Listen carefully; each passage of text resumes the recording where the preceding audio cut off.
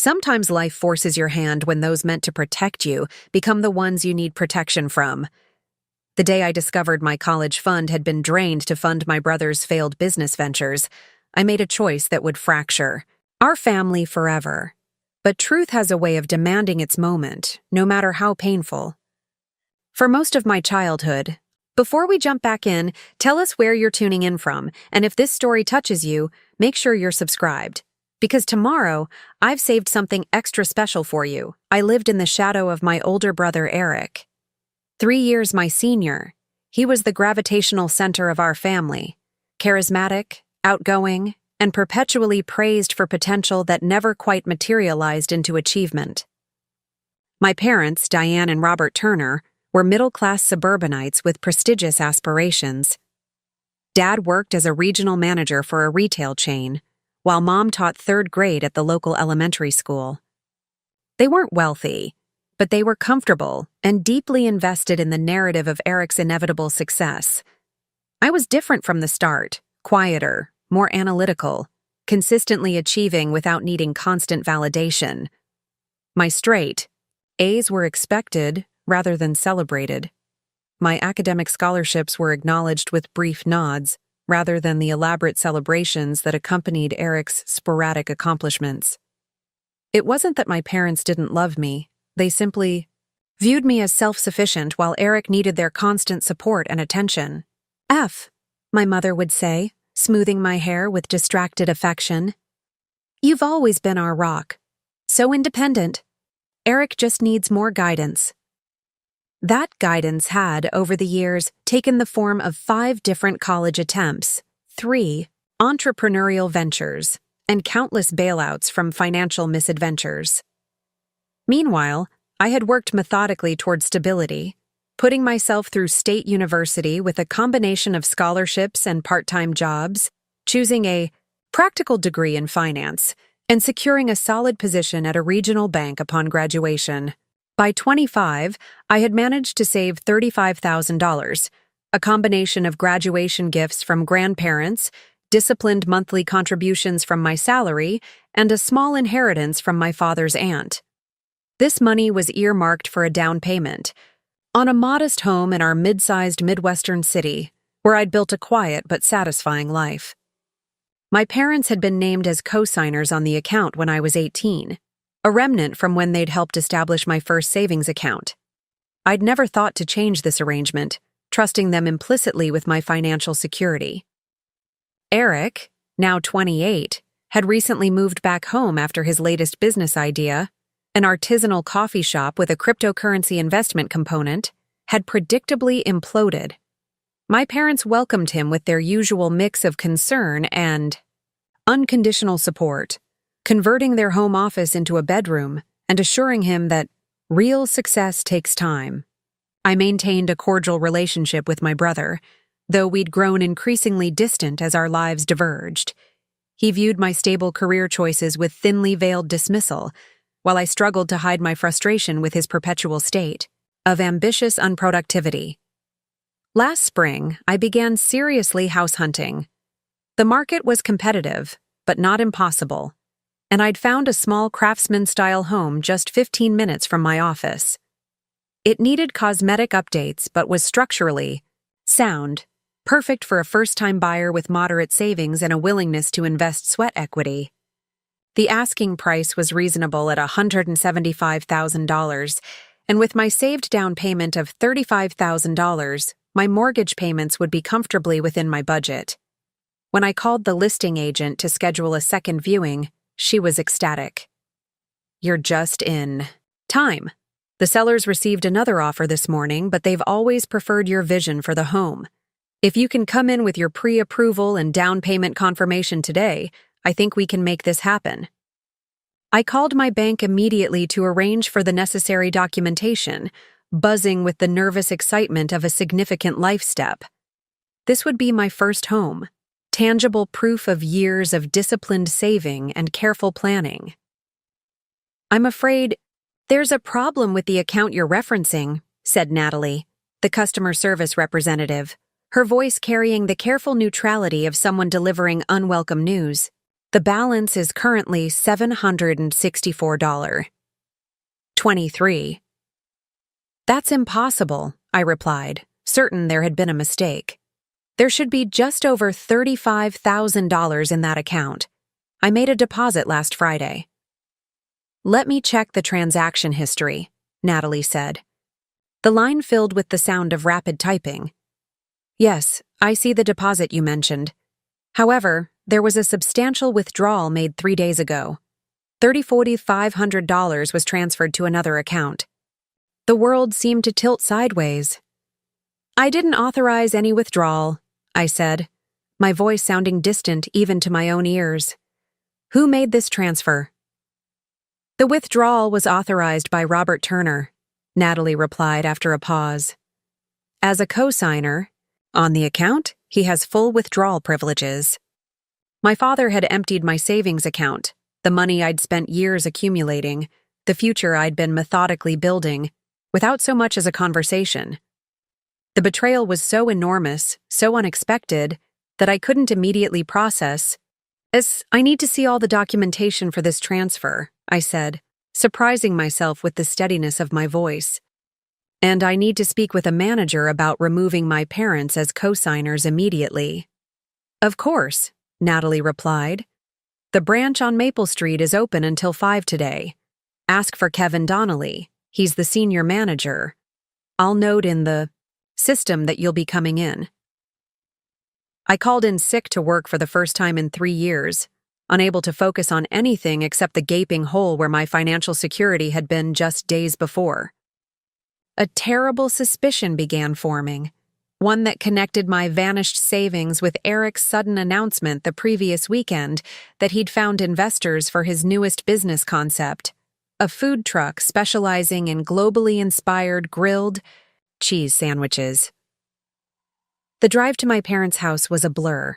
When I arrived, my mother's car was in the driveway, but my father would still be at work.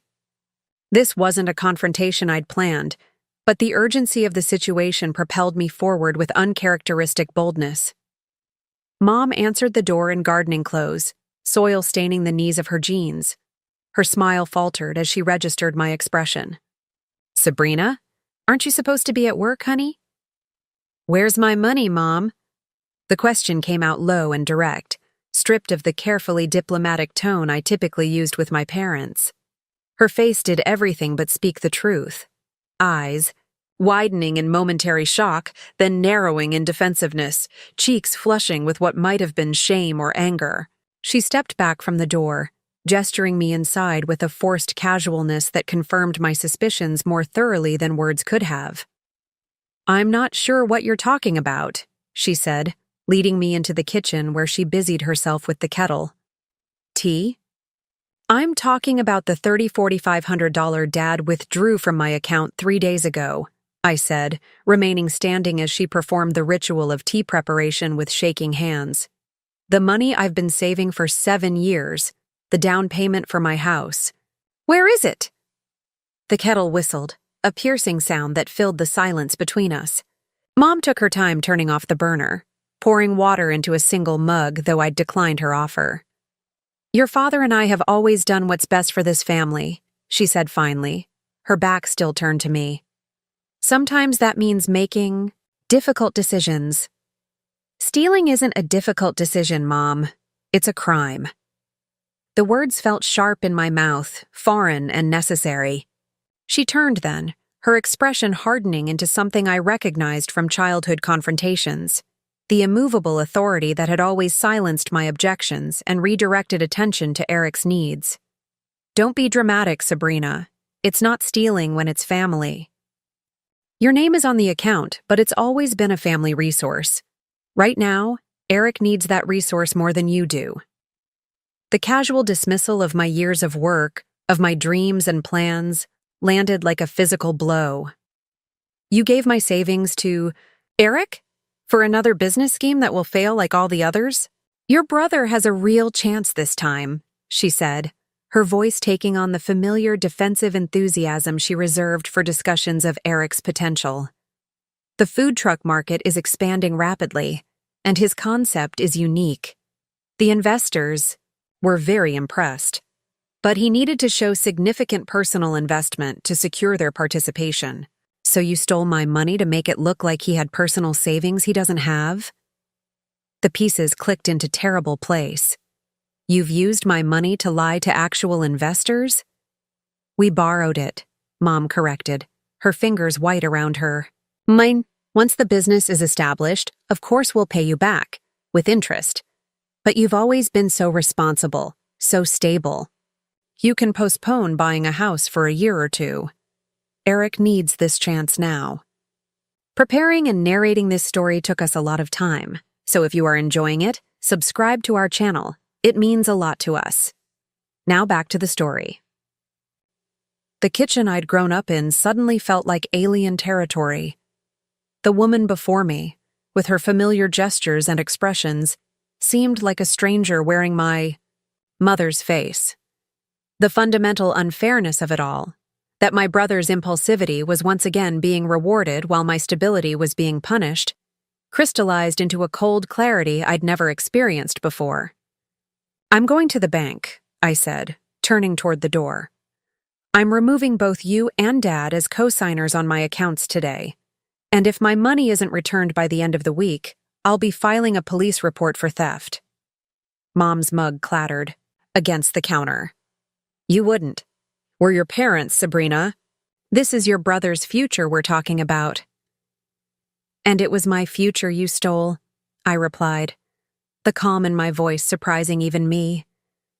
I trusted you both, and you betrayed that trust without a second thought. If the situations were reversed, would you have taken Eric's money to help me? Her silence was enough. I left without looking back, the weight of this new reality settling over me like a heavy cloak. The family I thought I had, imperfect but ultimately loving, had been revealed as something else entirely. I was, in their eyes, not a daughter, to be cherished, but a resource to be mined for Eric's benefit. And now I needed to decide what to do with this devastating knowledge. My relationship with money had always been shaped by watching my parents' financial struggles and triumphs. Growing up in Lakeside, a suburb that straddled the line between middle-class comfort and upper-middle-class aspiration, meant constantly navigating the tension between what we had and what we wanted others to think we had. Dad's position at Meridian Retail gave us stability, but not luxury. Mom's teaching salary provided the extras, summer camps, occasional family vacations to nearby states, and Christmas mornings that never felt sparse. They worked hard, budgeted carefully, and instilled in me the value of financial responsibility from an early age. Or so I thought. In reality, they had been teaching me two contradictory lessons, one for me and one for Eric. While I was encouraged to save birthday money, work summer jobs, and apply for scholarships, Eric was taught that family would always provide a safety net. His financial education consisted of learning that mistakes would be forgiven, debts would be covered, and new opportunities would always be funded, regardless of past failures. Your brother has big dreams, Dad would explain after each bailout. Sometimes big dreamers need a little help along the way. No one ever mentioned that this help often came at my expense. Canceled family vacations when Eric needed tuition for yet another college program he wouldn't complete. Postponed home repairs when his first business needed startup capital. Tense discussions about household budgets that somehow never affected his lifestyle. I had accepted this dynamic, even as I built my own financial independence. After graduating with honors in finance from the state university, I'd secured a position at Riverside Financial, a mid-sized bank with a growing reputation for excellence. Starting in customer service, I'd worked my way to a junior analyst position, earning the respect of colleagues and supervisors through consistent performance and reliability. My apartment was modest, a one-bedroom in a 1960s building with decent maintenance and reasonable rent. Nothing fancy, but it was mine, paid for with my own earnings. I drove a used Honda with excellent gas mileage, packed lunches most days, and tracked my expenses with meticulous attention. My colleagues sometimes teased me about my frugality, but there was respect beneath their gentle ribbing. Sabrina's going to retire at 40, while the rest of us are still paying off our designer handbags, my friend Zoe would joke during happy hours that I attended, but kept to a 2-drink maximum. My savings strategy wasn't flashy. Every month, I automatically transferred 30% of my paycheck to my savings account, the same one my parents had helped me open when I was 18. I had considered opening a new account solely in my name several times, but always dismissed the idea as unnecessary. Paperwork. My parents had never interfered with my finances before. They'd always respected the boundary between guidance and control. Family dinners at the Turner house maintained a veneer of normalcy that I now recognize as carefully choreographed illusion. Sunday roasts and holiday gatherings where Dad carved the meat, Mom prepared side dishes from recipes passed down through generations, and conversation flowed around Eric's latest ventures. I would provide updates on my career progress when asked, but those inquiries were perfunctory, quickly redirected to more exciting topics. "That's wonderful that you got that certification, honey," Mom would say before immediately turning to my brother. "Eric, tell everyone about the potential investors you met last week." I had interpreted this as typical family dynamics. The quiet, reliable daughter overshadowed by the charismatic, troubled son. It's a story as old as families themselves. What I hadn't realized was how deeply this narrative had entrenched itself in my parents' financial decisions, or how it would ultimately impact my own carefully constructed plans. When Eric announced his latest business idea at a family dinner 2 months ago, I noticed a change in my parents' response. Rather than their usual cautious enthusiasm tempered by previous failures, they seemed genuinely excited, exchanging looks I couldn't quite interpret. "A gourmet grilled cheese food truck," Eric explained, gesturing expansively as though mapping out his empire. "But with global influences, Japanese ingredients, Indian spices, Mediterranean flavors. Street food elevated but still accessible." "What makes this different from your other ventures?" I asked, trying to keep my tone neutral rather than skeptical. Eric grinned, unfazed by the implied criticism. "I've done my research this time, Sabrina. The food truck market in this area is growing by 15% annually.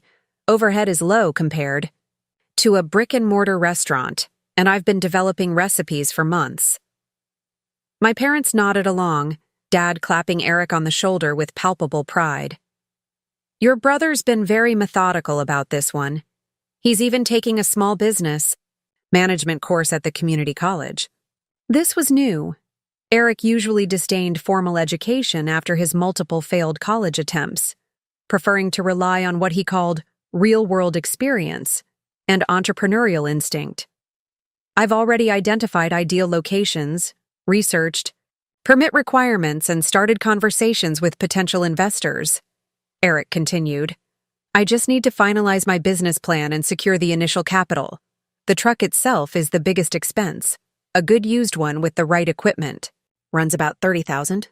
The figure made me flinch inwardly, thinking of how close it was to my own savings. But I pushed the thought away, assuming Eric was pursuing bank loans or crowdfunding like most startup food businesses. "How are you financing it?" I asked, genuinely curious about his approach. "Still working out the details," he replied vaguely, sharing another of those meaningful glances with our parents. "But I've got some promising leads." What I didn't know then was that I was the promising lead, or rather my savings account was. The money I'd been accumulating through years of careful budgeting and intentional sacrifice had already been earmarked for Eric's food truck in my parents' minds.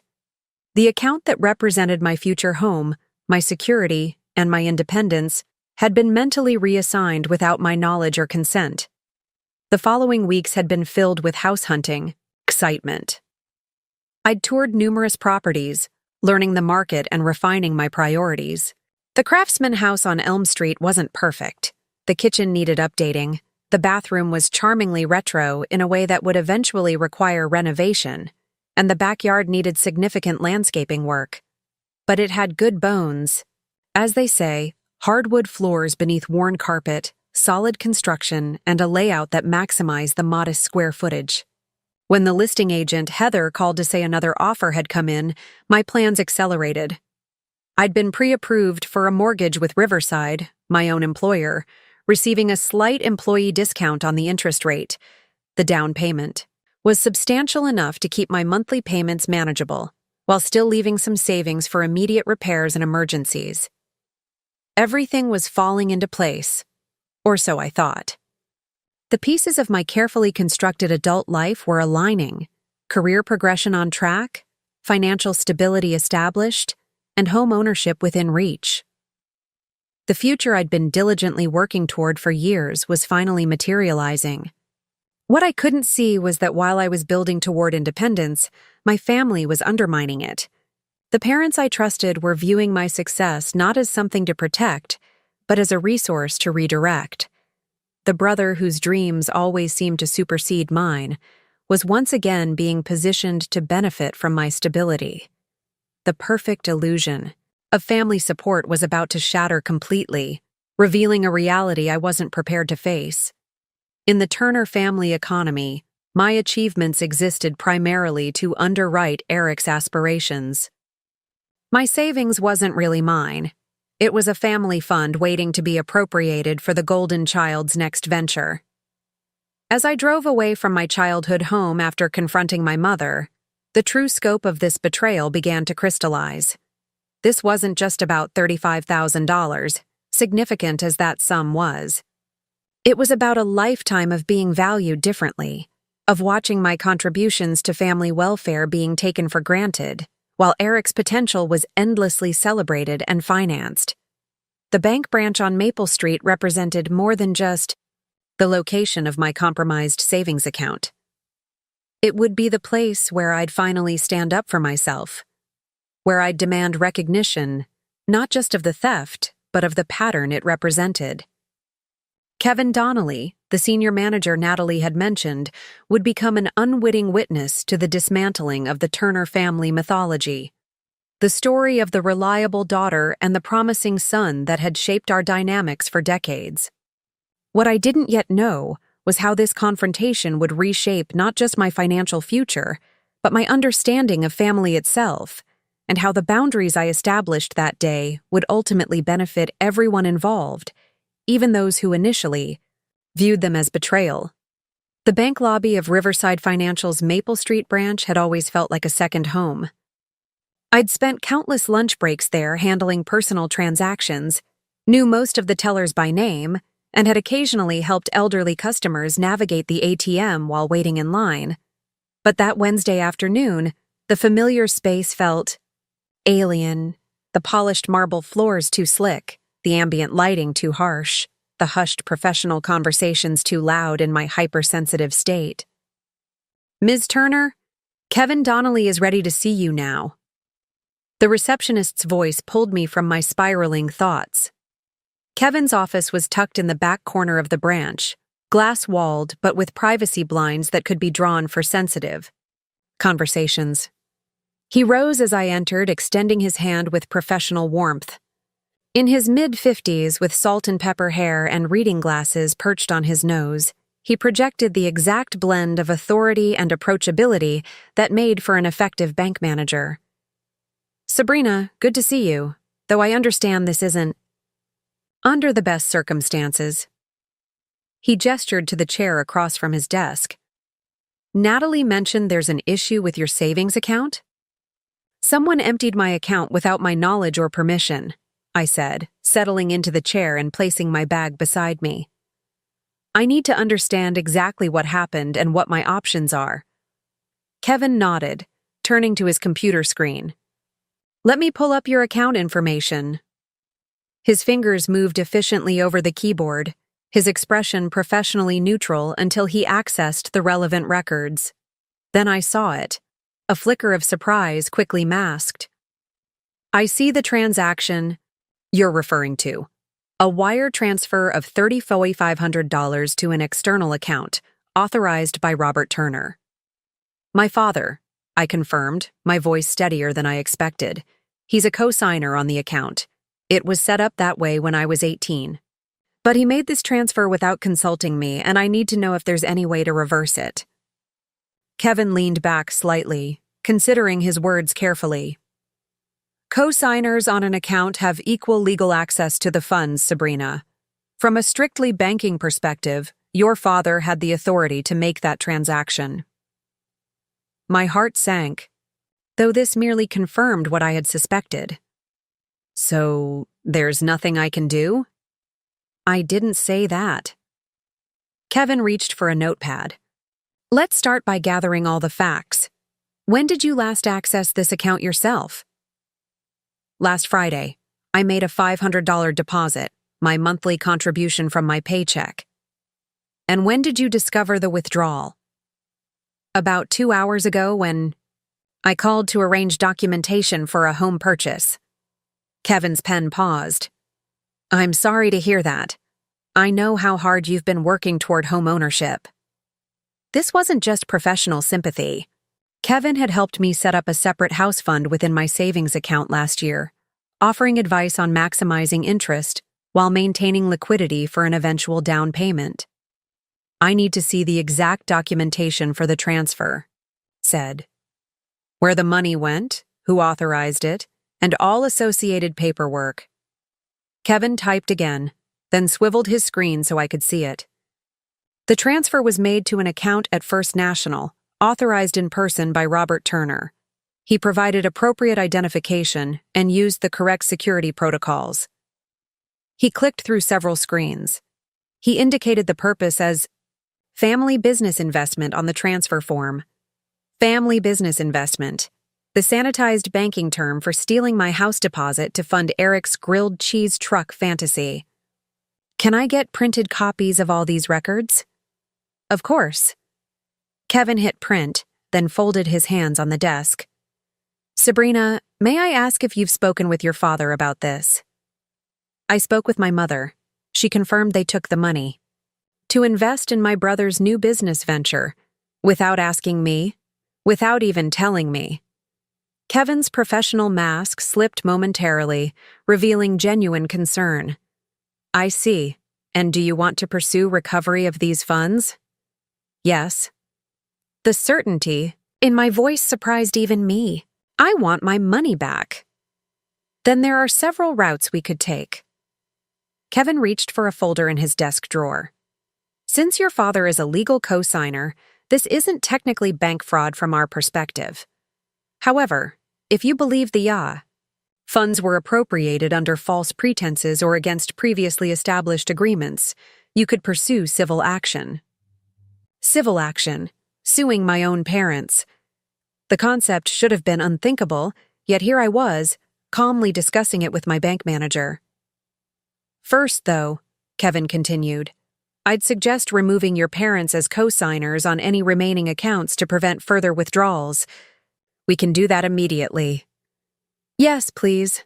I reached for my wallet, extracting my ID. And I want to open a new account solely in my name to transfer whatever remains in the original account. Kevin nodded, reaching for a new account application form. As he began the paperwork, a notification sounded on his computer. He glanced at the screen, then back at me, his expression subtly changing. It appears there's been another development with your account. He turned the monitor so I could see. A second transfer was attempted 15 minutes ago, another $500 withdrawal, again by Robert Turner. My stomach clenched. Attempted? Yes, it was flagged by our system because it would have brought the account below the minimum balance requirement. The transaction is pending approval from a manager. He looked at me directly. As the primary account holder, would you like to approve or deny this transaction? The realization hit me like a physical blow. They were going to take it all. The initial $4,500 hadn't been enough. Now they were coming back for the meager remainder. This wasn't a one-time desperate measure. It was the beginning of a complete financial draining. Deny it, I said, my voice hardening. And please expedite removing them from my accounts. Kevin nodded, typing quickly to reject the transaction. I'll process this as urgent. In the meantime, he hesitated, then reached into his desk drawer, extracting a business card. This is Vanessa Lopez. She's an attorney who specializes in financial disputes, including family financial situations. I can't officially recommend legal action, but if you're considering that route, she's excellent.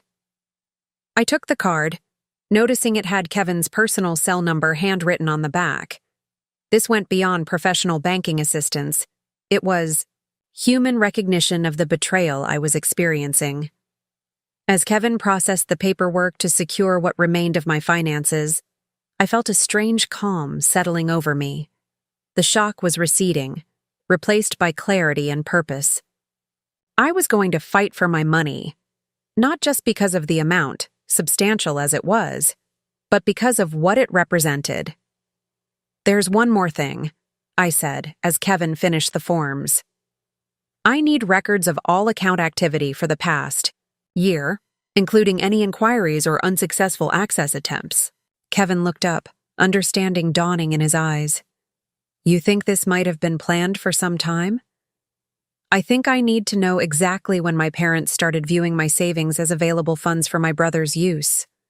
He nodded, typing rapidly. "I'll have that for you momentarily." The printer behind his desk whirred to life, producing several pages of account activity logs. Kevin collected them, scanning briefly before passing them to me. "There," he said, pointing to an IA. "Entry dated 3 months earlier. It appears there was an account balance inquiry from your father on February 12th, and another on March 5th. The withdrawal didn't happen until this week, but they were checking your balance well before that. 3 months. While I was working, overtime, contributing faithfully to my savings, and beginning to house hunt, my parents had already been eyeing my account as a solution to Eric's financial needs. The betrayal wasn't impulsive. It was calculated, deliberate, and premeditated." As I studied the documents, another entry caught my eye. "What's this failed transfer attempt from 2 weeks ago?" Kevin peered at the record I was indicating. "It appears your father attempted a smaller withdrawal, $5,000, but the transaction was canceled before completion." "By whom?" "By the initiator. Your father started the process but didn't complete it." A test run, I realized, or perhaps a moment of conscience quickly overcome by Eric's needs. "There's something else you should see," Kevin said, pulling up another screen. "Your savings account isn't the only one they have access to." He showed me a list of accounts associated with my Social Security number. "You have a secondary checking account and an investment account they're also co-signed on." My heart sank further. The checking account was minimal, my fun money that rarely exceeded $1,000, but the investment account contained stock gifts from my grandparents and the modest portfolio I'd been building since college. Not as substantial as my house fund, but still representing years of disciplined investing. "We need to secure those immediately," I said, fighting to keep my voice level. Kevin was already typing. "I'm placing temporary holds on both accounts pending formal removal of the cosigners. We'll need to complete separate paperwork for each, but this will prevent any withdrawals for the next 48 hours. As I watched him implement these protections, a new notification appeared on his screen. Kevin stilled, his expression shifting to something I couldn't quite read. "Your father is currently at the First Street branch," he said quietly. "He's attempting to liquidate your investment account." The timing couldn't be coincidence. My mother must have called my father immediately after our confrontation, warning him that I'd discovered the initial theft. Rather than returning my money, they were accelerating their appropriation of my assets. "Can you stop it?" My voice had fallen to a whisper. "I already have," Kevin confirmed. "The hold is in place. The branch manager is informing him now that the transaction cannot be processed." I could picture my father's face, the authority figure of my childhood, the man whose approval I'd sought through years of academic achievement and financial responsibility, reddening with frustration as he was denied access to my investments. Would he feel shame, anger, entitlement? I couldn't predict anymore. The father I thought I knew wouldn't have stolen from me in the first place. When will the co-signer removal be complete? I asked, gathering the printed records into my bag. I'll process it personally within the hour, Kevin promised. Though I should warn you, your parents will receive automatic notification once they're removed from the accounts. Another confrontation was inevitable then. There would be no quiet resolution, no way to protect what remained of my assets, without my parents knowing I had discovered their betrayal and taken action. Thank you for your help, I said, standing to leave, and for the attorney recommendation. I think I'm going to need it. Kevin rose as well, extending his hand again. As we shook, he said quietly, "For what it's worth, Sabrina, I've observed your financial habits for years now. Your discipline and foresight are remarkable.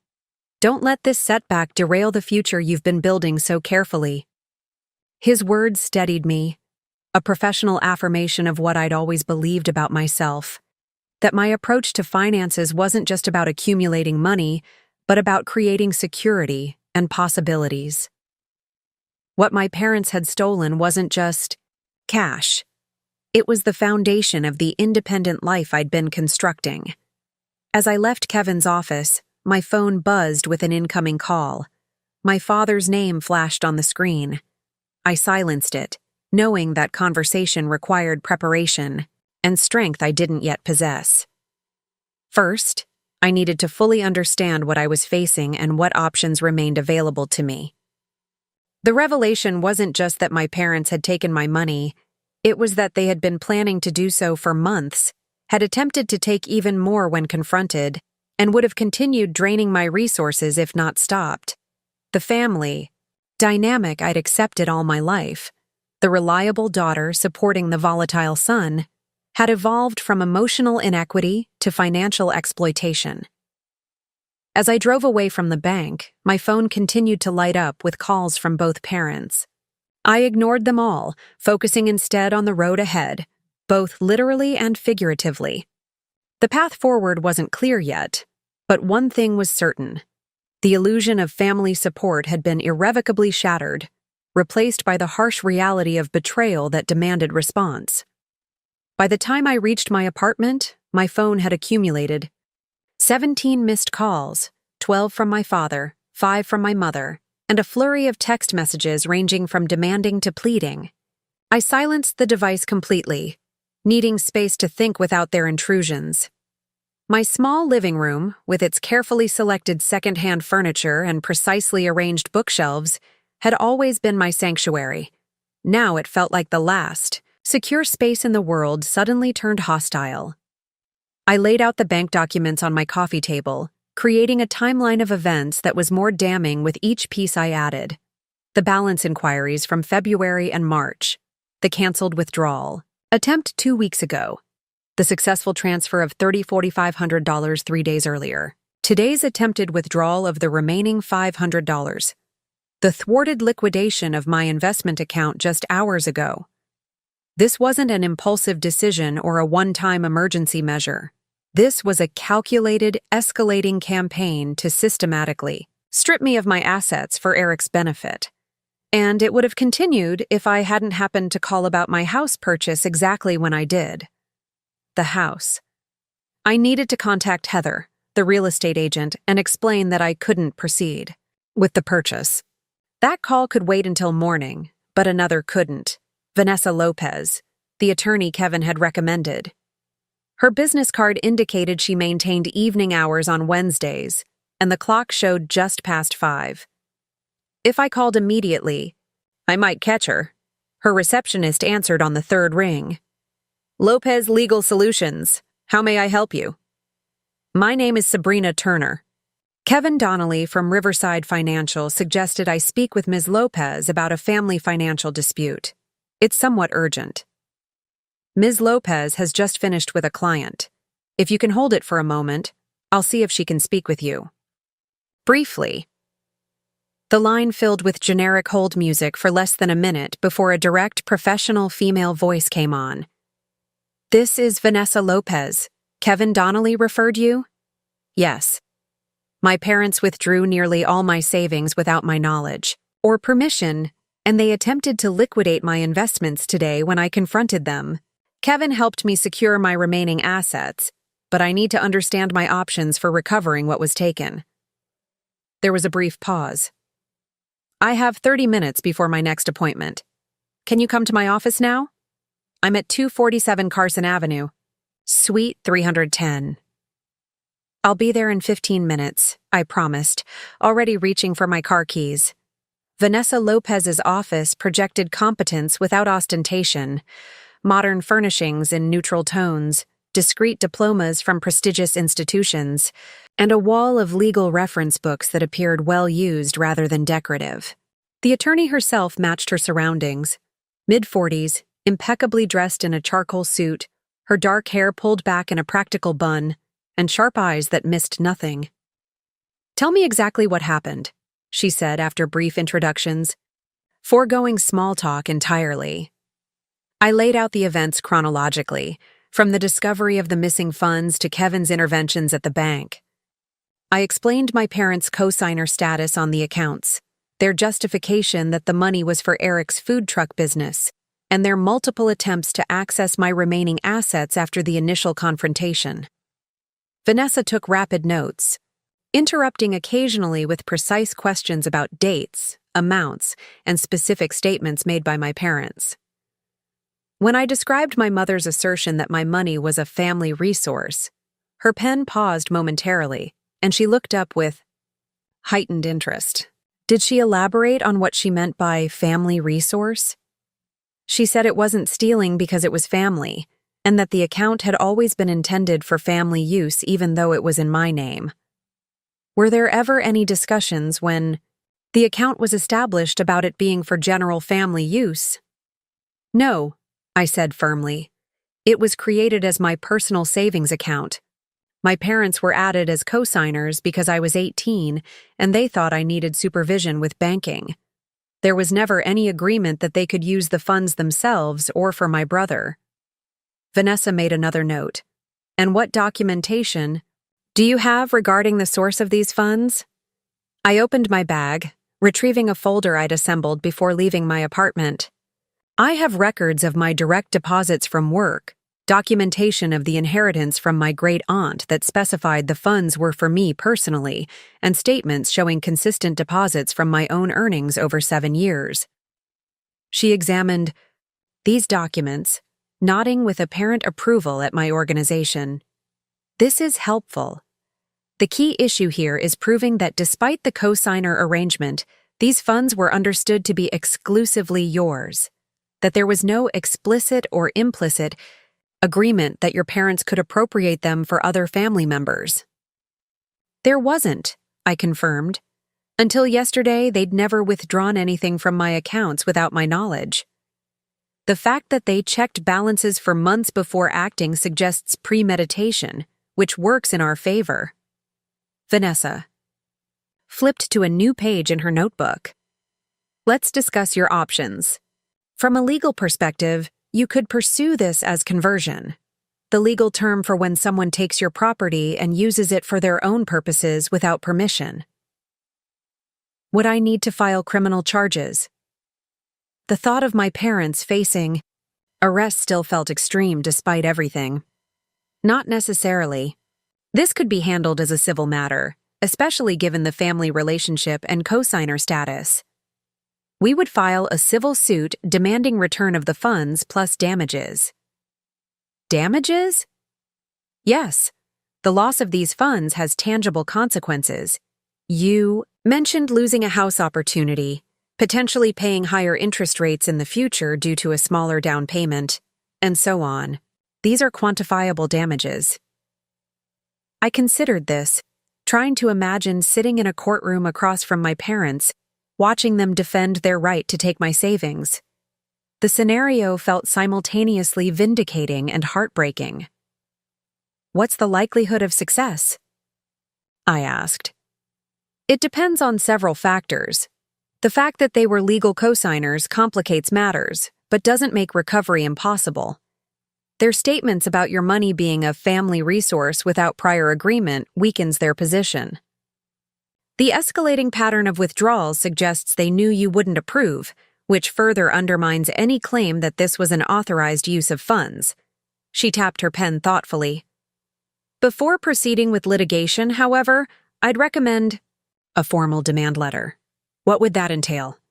I would send an official legal communication outlining the facts of the situation, the legal basis for your claim, and a clear demand for return of the funds by a specific date. It establishes that you're serious about pursuing this matter and often prompts resolution without court involvement. And if they ignore it? Then we proceed with filing a civil case. Vanessa leaned forward slightly. Sabrina, I should warn you that family financial disputes are rarely just about money.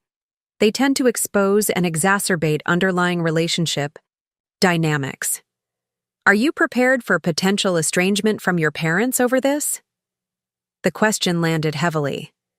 Was I? The betrayal had already fundamentally altered how I viewed my family. Could that relationship be salvaged regardless of how this financial matter resolved? I wasn't sure. I need to stand up for myself, I said finally.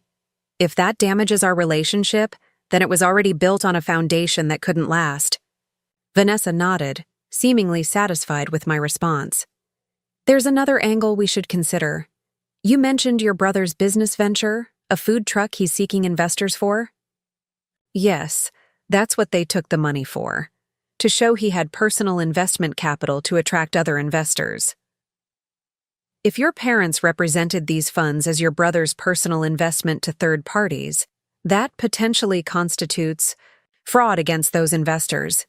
They're being misled about your brother's financial stake and commitment. This perspective hadn't occurred to me. So there could be legal issues beyond just my parents taking my money? Potentially, yes.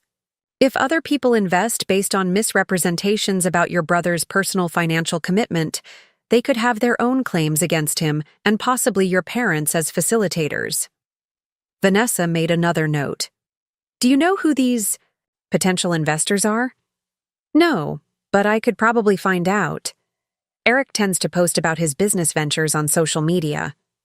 That information might be useful leverage in our demand letter. Your parents may be more responsive if they understand this isn't just about returning your money.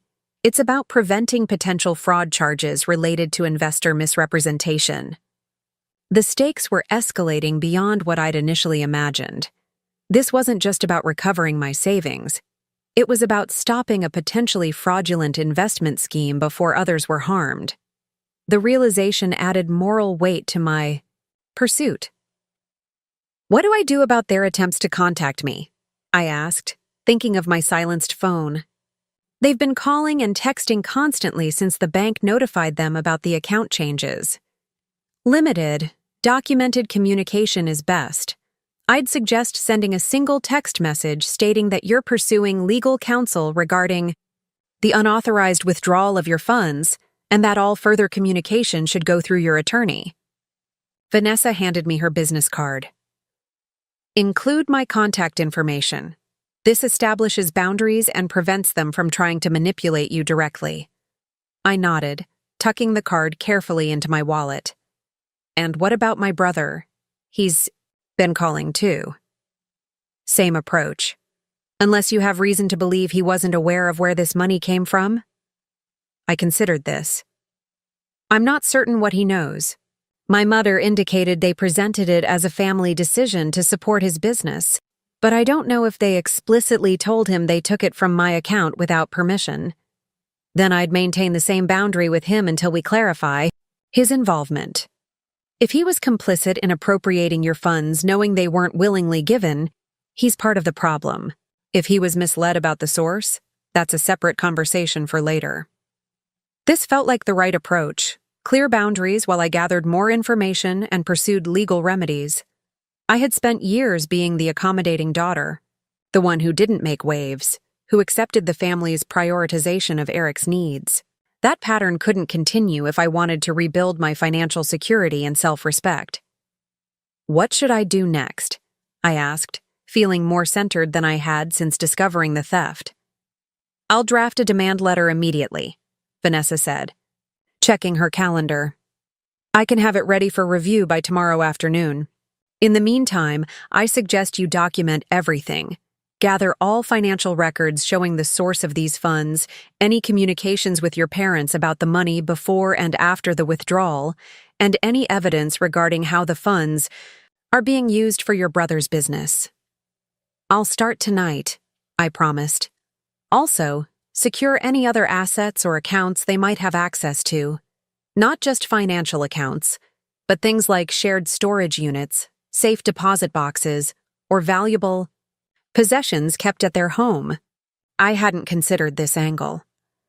My grandmother's jewelry is still at their house in my old bedroom closet, and some savings bonds my grandfather gave me. Retrieve those as soon as possible, preferably with a neutral third party present too. Witness. Don't go alone, and don't go when only one parent is home. Having a witness reduces the risk of confrontation and provides documentation of what you removed and when. The pragmatic advice helped channel my emotional turmoil into concrete action steps. I had always responded to crisis by organizing, planning, and methodically addressing problems. This situation, though more personal and painful than any I'd faced before, could be approached with the same strategic mindset. One last question, I said, as our time drew to a close. What are the chances they've already spent the money on Eric's food truck? And if they have, what then? Vanessa's expression turned more serious. If the funds are already spent, recovery becomes more complicated, but not impossible. We could potentially place a lien against your brother's business assets or pursue garnishment of your parents' wages or retirement accounts. However, these options take longer and may recover less than the full amount. The thought of my parents' retirement being garnished to repay me created a fresh wave of complex emotions. I didn't want to harm their future security, but they had shown no such concern for mine. Let's focus first on recovering the funds directly, Vanessa suggested, sensing my discomfort. The demand letter often works, especially when people realize the consequences of their actions extend beyond family disagreement into legal liability. I nodded, gathering my documents. Thank you for seeing me on such short notice. This has been clarifying. Financial betrayal by family is particularly devastating because it combines practical harm with emotional trauma, Vanessa said, her professional demeanor softening slightly. Don't underestimate the emotional impact of this situation. Consider speaking with a therapist as you navigate the legal process. This suggestion surprised me, but made sense upon reflection. The practical aspects of recovering my money could be handled systematically, but the fracturing of trust in my family, trust I'd never questioned until today, would require different tools to process. As I left Vanessa's office, I checked my phone briefly, finding 23 more missed calls and a series of increasingly urgent text messages. Dad, 5:15 p.m. Call me immediately. There's been a misunderstanding about your accounts. Mom, 5:22 p.m. Sabrina, please don't do anything. Rash, we need to talk as a family. Dad, 5:40 p.m. The bank is saying you've removed us from your accounts. This is unacceptable. Eric, 6:02 p.m. Hey sis, what's going on? Mom and Dad are freaking out about something with the bank. Mom, 6:15 p.m. Your father is very upset. This is no way to handle a family matter. Dad, 6:30 p.m. If you don't call back within the hour, we're coming to your apartment. The last message sent a chill through me. I didn't want a confrontation at my home, my one safe space in this chaos. Following Vanessa's advice, I composed a single text message to send to both parents. I am aware that $34,500 was withdrawn from my savings account without my knowledge or permission. I have secured legal representation to address this matter. Please direct all communication to my attorney, Vanessa Lopez, at Lopez Legal Solutions. I will not be discussing this with you directly at this time. I added Vanessa's contact information and hit send, then composed a similar but more limited message to Eric. I'm dealing with a serious situation involving unauthorized withdrawals from my accounts. I can't discuss it right now. Please respect my space and don't come to my apartment. With these boundaries established, I turned my phone to Do Not Disturb mode, allowing calls only from contacts not in my family, my boss, close friends, Vanessa's office. Then I began the systematic process of documenting everything related to my savings and the theft, creating a chronological file that would support the demand letter and potential litigation. As I worked, a sense of calm purpose replaced the earlier shock and betrayal. This methodical response was familiar territory, problem-solving through organization and strategic planning. My parents had always viewed my meticulous nature as merely practical, never recognizing the emotional strength it represented. They had mistaken my reliability for passivity, my independence for detachment, my quiet determination for lack of passion. That misunderstanding had led them to believe I would accept this theft, as I had accepted so many smaller injustices throughout my life, with resigned accommodation to Eric's needs. They hadn't recognized that the same disciplined persistence that built my savings would now be directed toward recovering it. By midnight, I had assembled a comprehensive documentation package, bank statements showing regular deposits from my own earnings, the inheritance letter from my great-aunt specifically naming me as beneficiary, employment records confirming my salary and the source of my savings, and preliminary research on Eric's food truck business plans from his social media accounts. Tomorrow, I would meet with Heather to withdraw from the house purchase, retrieve my valuables from my parents' home with a friend as witness, and review Vanessa's demand letter. The path to recovering my money wouldn't be short or simple, but I had never shied away from complex problems requiring sustained effort. As I finally prepared for bed, my phone screen lit up with a text that had bypassed my Do Not Disturb settings. My friend Zoe, who wasn't part of my blocked family group. "Hey, your brother just called me asking where you are and if you're okay. Said your parents are worried. What's going on? Do you need anything?" So they were now involving my friends in their attempts to reach me. The boundary violations continued, expanding to include my social circle.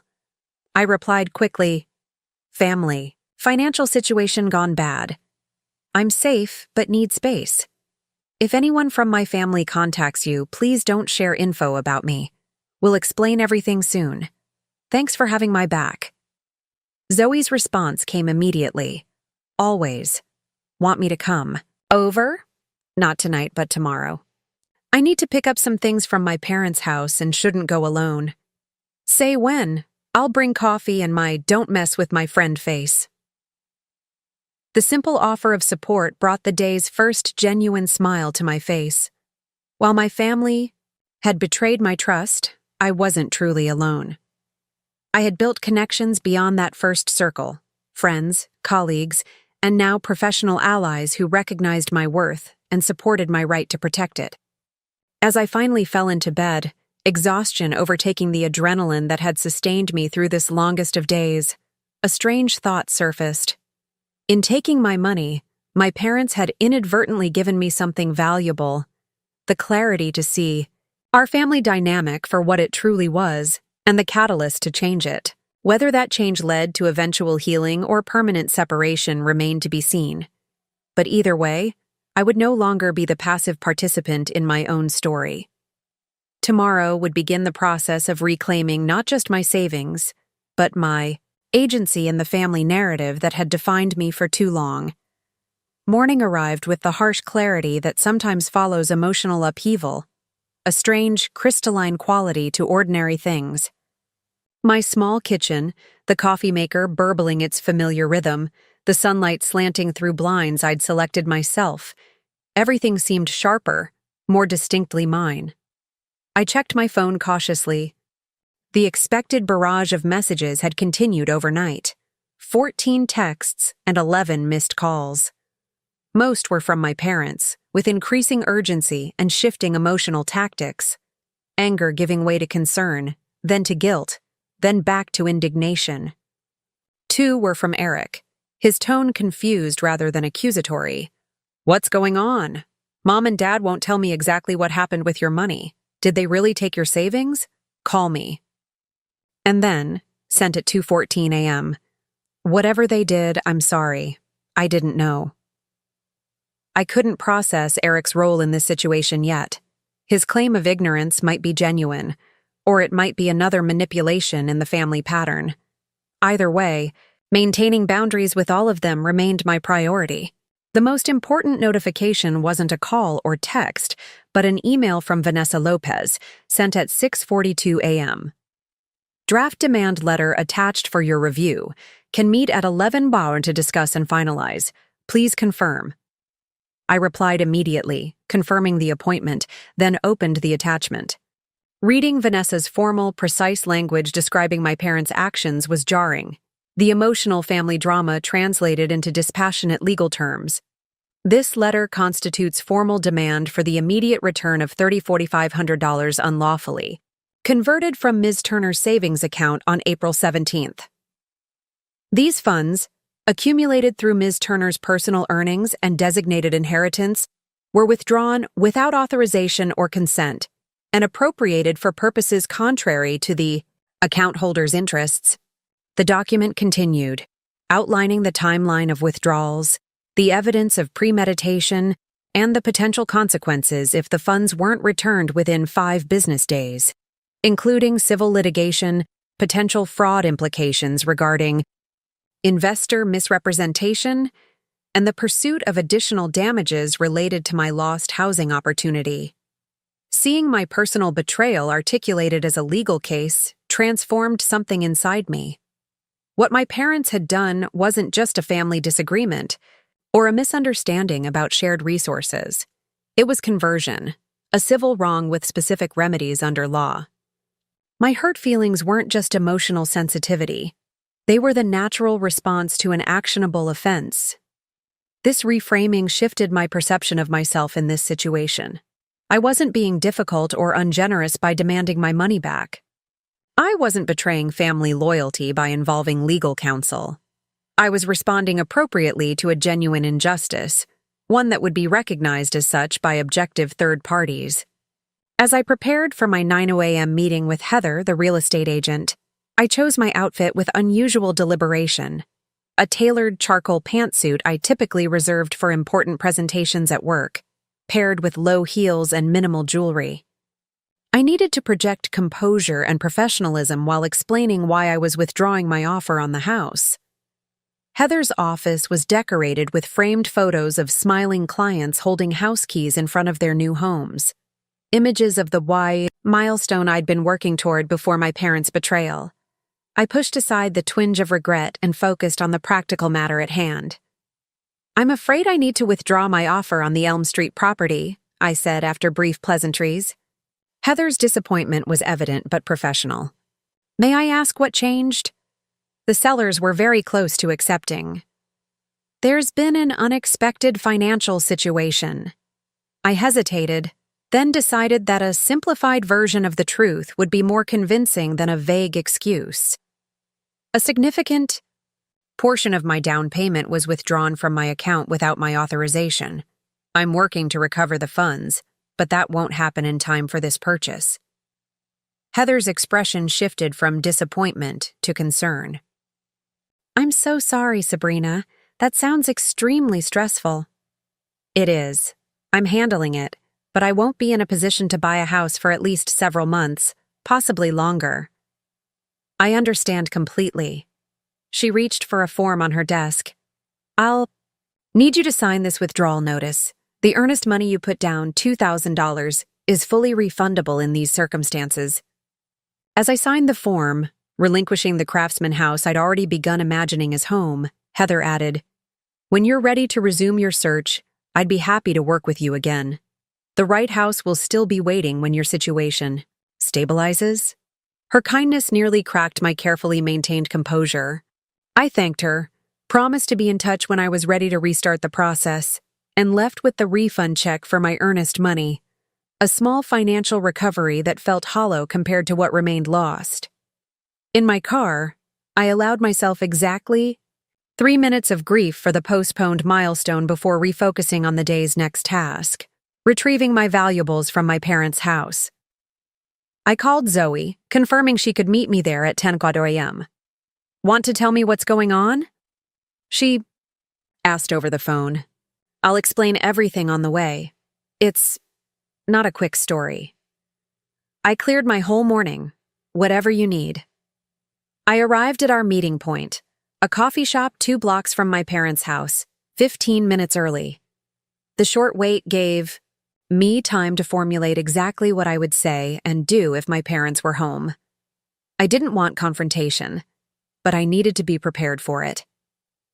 Zoe arrived with her typical punctuality, sliding into the seat across from me with a concerned expression.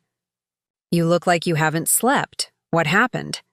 I explained everything: the discovery of the missing funds, my mother's justification, the bank's interventions, and the legal process I'd initiated. Zoe's expression transformed from concern to outrage as I spoke. "They took your house fund for Eric's food truck? After all his failed businesses?" Her indignation was validating, an external confirmation that my reaction wasn't excessive. "And they're acting like you're the problem for being upset about it?" "Essentially, yes. I need to get my grandmother's jewelry and some other valuables from their house before they decide those are family resources, too." "Do you think they'd really take your grandmother's things?" I would have dismissed the possibility 3 days ago. Now, I wasn't sure of anything. "I don't know anymore. I just know I need to secure everything they might have access to." "What's the plan?" Zoe shifted into practical mode, something I'd always appreciated about her friendship. "We go together. I retrieve my things. You serve as witness. We leave without extended discussion. If they're not home, I still have my key. And if they are home, I state my purpose clearly, get my belongings, and leave. No debates, no emotional appeals, no accusations. Just in and out." Zoe nodded. "I'll run interference if needed. Ready?" The drive to my parents' house took less than 5 minutes, but my anxiety mounted with each block. Their driveway was empty when we arrived, a small mercy. My key still worked in the front door lock, though I felt like an intruder in the home where I'd grown up. The house was unnervingly normal: familiar furniture, family photos on the walls, many featuring Eric's achievements prominently, the lingering scent of my mother's favorite candles. Nothing in the physical space reflected the seismic shift in our relationship.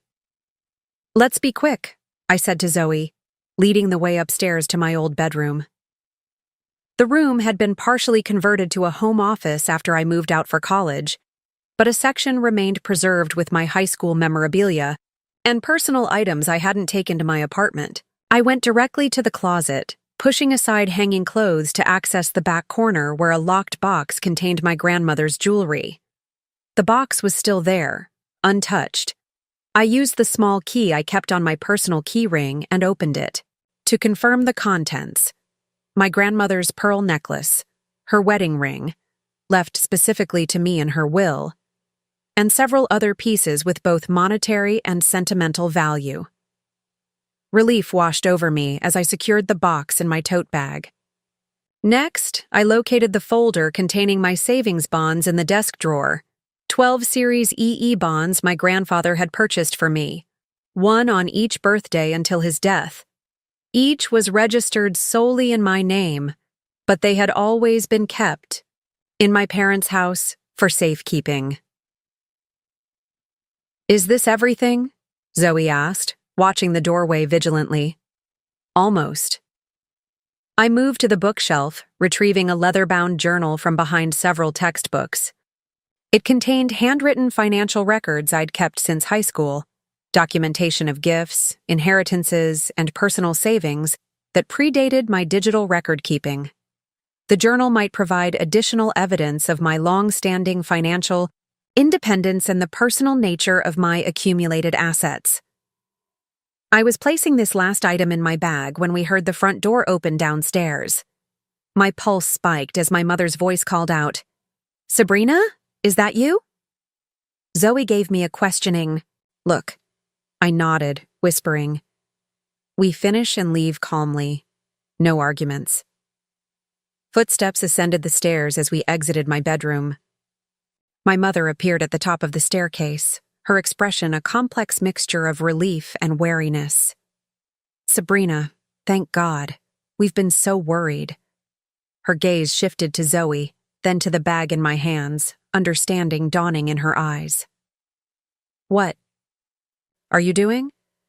I'm retrieving my personal belongings, I replied, my voice steadier than I expected. We're leaving now. We need to talk about this situation, my mother said, blocking the stairway slightly. Your father and I've retained legal counsel, Mom. All communication needs to go through my attorney. I maintained eye contact, refusing to show the emotional turmoil beneath my composed exterior. Legal counsel? Sabrina, this is family. We don't involve lawyers in family matters. You involved my money in Eric's business without my consent. That changed the rules. I gestured to the stairs. Please, step aside. My mother didn't move. The money is already committed to the food truck. The down payment has been made. Eric signed the purchase agreement yesterday. The revelation that my savings were already spent hit harder than I'd anticipated. Practical recovery had just become significantly more complicated.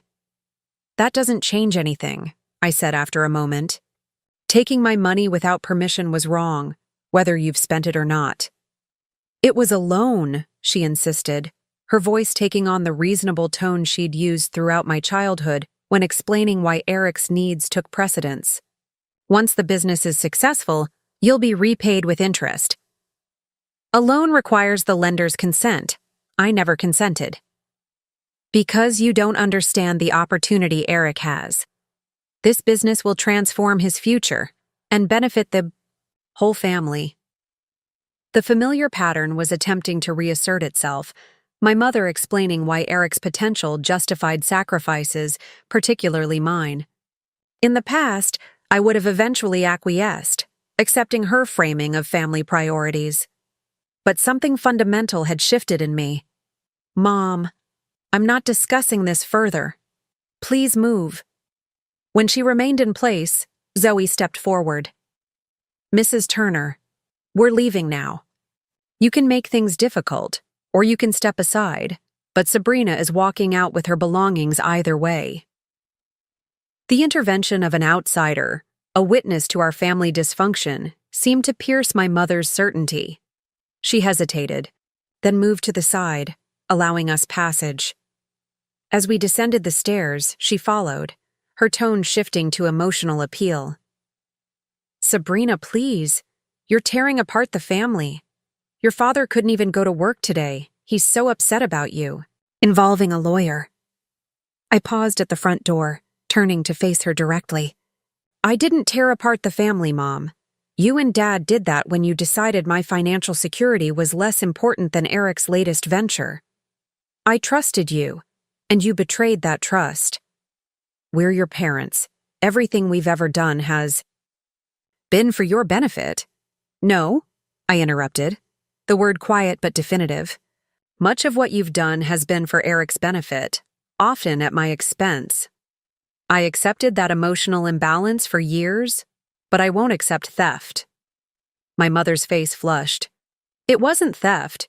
You've always been so dramatic about taking.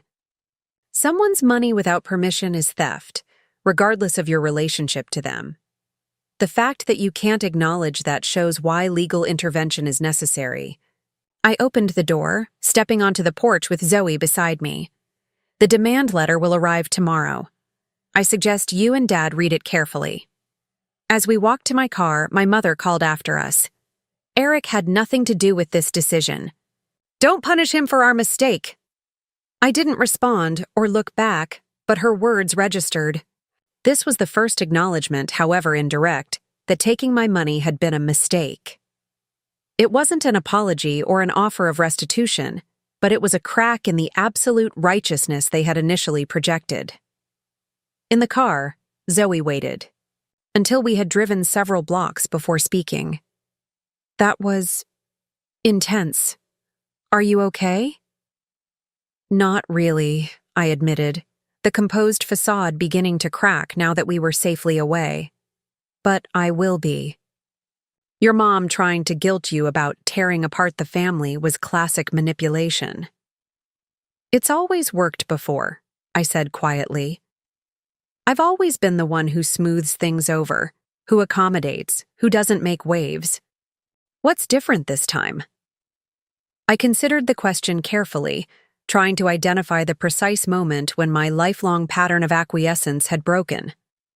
I finally recognized that their behavior wasn't just unfair. It was wrong. Objectively, legally wrong. And continuing to accommodate it would make me complicit in my own mistreatment. Zoe nodded. Self-respect looks good on you, Sabrina. For what it's worth, I'm proud of you. Her simple affirmation brought unexpected tears to my eyes, not of sadness but of recognition. I had spent so many years seeking approval and validation from parents who consistently prioritized my brother that this straightforward acknowledgement of my worth from a friend felt revolutionary. As we approached my apartment building, Zoe asked, "What's next?" "Meeting with my attorney at 11 to finalize the demand letter, then work this afternoon. I can't afford to take another day off, especially now." "Want me to come to the lawyer meeting?" "No, but thank you. I need to handle that part myself." Zoe squeezed my arm before I exited the car. "Call me tonight? Let me know how it goes?" "I will." I gathered my retrieved belongings, feeling their weight, both physical and symbolic. "Thanks for being my witness today." "Anytime. That's what friends are for, especially when family fails you." As I carried my grandmother's jewelry box and childhood financial records into my apartment, I felt a shift solidifying within me. The initial shock and betrayal were transforming into something else, a clear-eyed determination to establish new boundaries and expectations, to demand respect rather than hoping for it. The Sabrina who had trusted her parents implicitly with her financial security, who had accepted the role of reliable daughter who never required attention or advocacy, was gone. In her place was emerging someone stronger, someone willing to fight for herself with the same dedication she'd always shown in building her careful, stable life. This transformation wasn't just about recovering money, though that remained a practical necessity. It was about recognizing my own worth, not as the responsible one in relation to Eric's chaos, but as a person deserving of basic respect and honesty. It was about refusing to remain in a family system that functioned by exploiting my reliability and diminishing my needs. When I left for my meeting with Vanessa an hour later, I carried this new self-perception with me, a shield against the guilt and manipulation that had always pulled me back into damaging family patterns. For the first time, I was placing my own well-being at the center of my decisions, without apology or hesitation. The demand letter would be delivered tomorrow, marking the formal beginning of my stand against financial exploitation. But the true beginning had already occurred. In the moment I decided that my savings, my future, and my boundaries mattered enough to defend, regardless of the emotional cost or family fallout. I reviewed my professional documentation on the matter, updated my personal financial records, and practiced what I would say to my supervisor, Diane Myers, about the situation. Monday morning, I arrived at work 30 minutes early, requesting a brief meeting with Diane before our regular department check-in. Her office door was open, and she waved me in with her usual friendly efficiency. "Sabrina, good morning. What can I help you with?" "I need to make you aware of a personal situation that might affect the workplace," I began, maintaining my professional demeanor despite my discomfort. "My family has scheduled a business meeting here tomorrow without my knowledge, and it involves a financial matter that's currently under legal dispute." Diane's expression shifted from casual interest to focused concern. "I'm listening." I provided a concise, factual summary of the situation, the unauthorized withdrawal, my legal response, and the upcoming investors' meeting for Eric's food truck business. I emphasized that the funds being represented as Eric's business investment had been taken from my account without permission, potentially constituting fraud against any new investors. My attorney is notifying the bank's legal department today, I concluded. I wanted to ensure you heard this directly from me first, as it might create some awkward dynamics tomorrow. Diane leaned back in her chair, processing this information. I appreciate your transparency, Sabrina. This sounds like an extremely difficult personal situation. It is, but I'm handling it. My primary concern is maintaining professional boundaries while this resolves. Understandably. She made a quick note on her desk calendar. The small business investment meetings are typically held in Conference Room B on the second floor. They're organized through our commercial division, not directly connected to our department. This was a small relief. At least the meeting wouldn't be happening directly in my work area. Still, Diane continued, this creates a complex situation. Have you considered taking tomorrow off?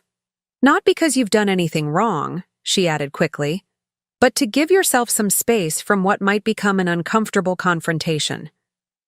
I had considered it but dismissed the idea. I think it's important that I maintain my normal work routine. Taking the day off might be interpreted as hiding or being ashamed, when in fact, I'm the wronged party in this situation. Diane nodded, a hint of approval in her expression. I respect that approach. Let me check the schedule for tomorrow's meeting. She turned to her computer, typing briefly. Yes, here it is. Eric Turner, Global Melt LLC, meeting with Thomas from Commercial Lending and several external participants at 2 p.m. Thomas was our senior commercial lending officer, known for his meticulous approach to small business financing. He would definitely want to know about any potential issues with investment funds being presented. Riverside takes financial transparency very seriously, Diane said, her tone becoming more formal. I'll speak with Thomas directly after our legal department has been notified. Any misrepresentation of funds would typically result in immediate cancellation of such a meeting. That decision, that transformation from accommodating daughter to self-advocating individual, would prove more valuable in the long run than even the $35,000 I was fighting to recover. The demand letter went out Thursday morning by certified mail, requiring signature confirmation. According to Vanessa, my parents would likely receive it by Friday afternoon. The 5-day compliance period would begin upon delivery, giving them until the following Wednesday to return my money before further legal action commenced. I had expected this waiting period to feel paralyzing, but instead, I found myself unusually focused and productive. At work on Thursday and Friday, I channeled my emotional energy into completing a complex analysis project ahead of schedule, earning appreciative comments from my supervisor. The precision and order of financial analysis provided a comforting contrast to the chaos of my personal situation. By Friday evening, my phone indicated that the certified letter had been delivered and signed for by my father. The expected barrage of calls and texts followed, but I maintained my boundary, responding to each with the same simple message: please direct all communication to my attorney. Saturday morning brought unexpected information via social media.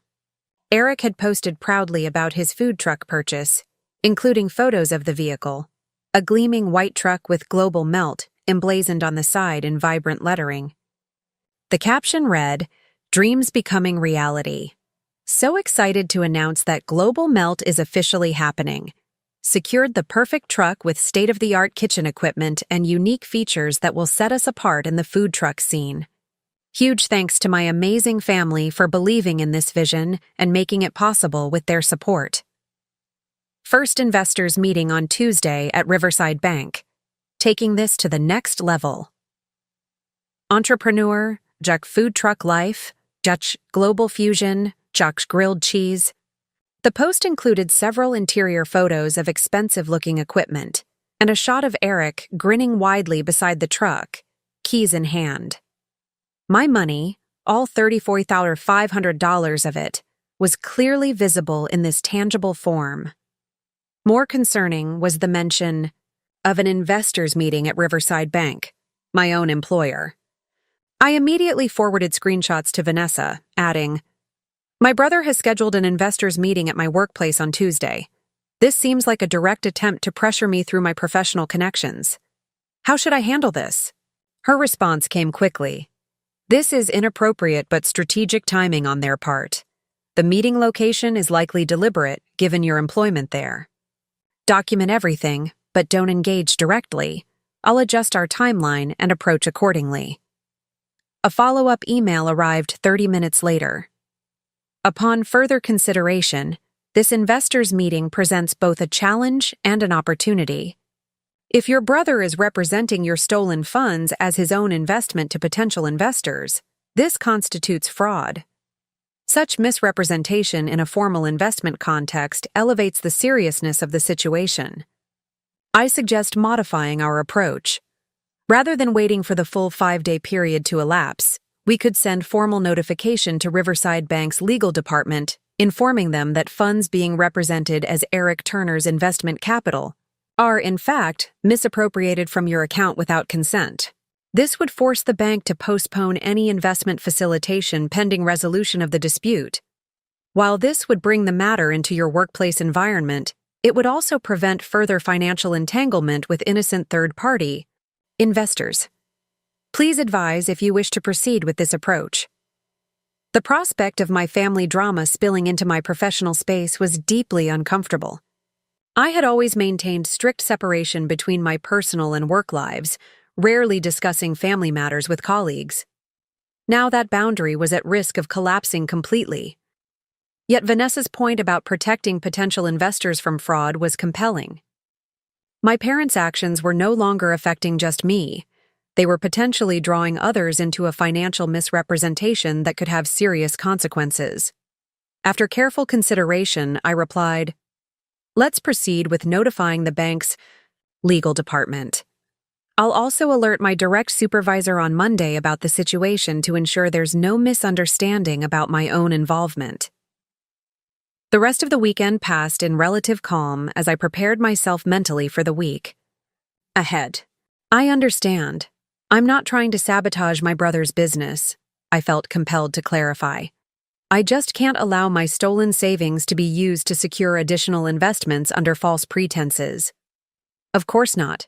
You're doing the right thing by disclosing this." Diane hesitated, then added more personally, "Family financial disputes are particularly painful. Whatever happens, your position here is secure." Her reassurance eased one of my unspoken worries, that this messy situation might somehow damage my professional standing. "Thank you, I appreciate your support." As I left Diane's office, I noticed several text notifications on my phone, all from Eric. "Just found out you're trying to stop tomorrow's meeting at the bank. What the hell, Sabrina? Mom and Dad said they were going to pay you back. Why? Are you doing this? I've put everything into this business. Don't ruin this for me." And finally, "We need to talk, in person, today. This has gone too far." I didn't respond to any of them, forwarding the messages to Vanessa instead. Her reply was immediate and firm. "Do not meet with him alone. All communication should continue through legal channels." By lunchtime, the situation had escalated. I received an email from Thomas in commercial lending. "Ms. Turner, our legal department has notified me of a dispute regarding funds being presented as investment capital for Global Melt LLC. Given this development, tomorrow's meeting has been postponed pending resolution. I understand this is a sensitive family matter and appreciate your professional handling of the situation. If you have a moment, I'd like to briefly discuss this in person." I replied, agreeing to meet him at 1 p.m., then forwarded the exchange to Vanessa. The postponement of the meeting was the right outcome, but I felt a surprising twinge of regret for Eric. Despite everything, he was still my brother, and I knew how much this business meant to him. The problem wasn't his dream. It was the means. My parents had chosen to fund it. Thomas's office was on the 3rd floor, in the executive section of the building. As I approached for our 1 p.m. meeting, I was startled to see my father emerging from the elevator, heading in the same direction. His eyes widened upon seeing me, a complex mixture of emotions crossing his face: anger, embarrassment, and something that might have been regret. "Sabrina." He stopped several feet away, as if uncertain whether to approach closer. "We need to talk about this situation." "Dad, I've made it clear that all communication should go through my attorney." I maintained my professional demeanor, acutely aware that we were in my workplace. "Why are you here?" "I came to explain things to the lending officer. This misunderstanding is getting out of hand." He took a step closer, lowering his voice. "The money was a temporary loan. We were going to pay you back once Eric's business was established." "A loan requires consent from the lender," I said, repeating what I'd told my mother. "You never asked me. You never told me. You just took it." "Because we knew you'd say no." The words burst out, frustration evident in his tone. "You've never supported your brother's endeavors, always so critical, so skeptical. This time, he has a real chance at success." The unfairness of this characterization stung. "I've supported Eric through 5 college attempts, 3 previous business failures, and countless other fresh starts. What I don't support is stealing my house deposit to fund his latest venture." "It wasn't stealing," my father insisted, the familiar family mythology reasserting itself. "It was reallocation of family resources for the greater good." "My savings aren't family resources. They're mine. I earned them." "With opportunities we provided. Who paid for your first semester of college before you got scholarships? Who bought your first car? Who—" "I repaid those investments years ago," I interrupted, keeping my voice low but firm. "Not just financially, but by being self-sufficient while you continued supporting Eric through one failure after another. I'm not having this discussion here. Please leave before you create a scene in my workplace." "I'm here for a legitimate meeting with Thomas," my father said, straightening his jacket defensively. "Unlike you, I'm trying to resolve this situation without destroying your brother's future." Before I could respond, Thomas emerged from his office, his expression carefully neutral as he assessed the tension between us. "Mr. Turner, Ms. Turner, perhaps we should have this conversation together in my office, rather than in the hallway." My father nodded stiffly. I hesitated, then followed them into the office, maintaining professional composure despite my internal turmoil. Thomas closed the door and gestured to the chairs across from his desk. "I understand there's a dispute regarding the funds being presented as investment capital for Global Melt LLC," he began, addressing us both with diplomatic precision. "As a financial institution, Riverside has strict protocols regarding transparent sourcing of investment funds." "There's been a misunderstanding," my father said immediately. "The funds in question were a family investment in Eric's business, with the understanding that returns would benefit everyone involved." "That's not true," I stated flatly. "Those funds, $3,500, were withdrawn from my personal savings account without my knowledge or consent. They were accumulated through my earnings and personal inheritance, earmarked specifically for a home purchase." Thomas nodded, his expression remaining carefully neutral. "Our records confirm that the withdrawal in question came from an account primarily funded by Ms. Turner's direct deposits and documented inheritance, though with Mr. Turner as a legal co-signer." "Co-signing was a formality from when Sabrina was 18, my father said, shifting strategies slightly. "The understanding within our family has always been that these resources would be available for important family investments." "That was never the understanding," I countered, maintaining my composure. "There was never any discussion of my savings being available for Eric's business ventures." Thomas held up a hand, gently interrupting our back and forth. "The bank's concern is not with family understandings, but with accurate representation of investment funds.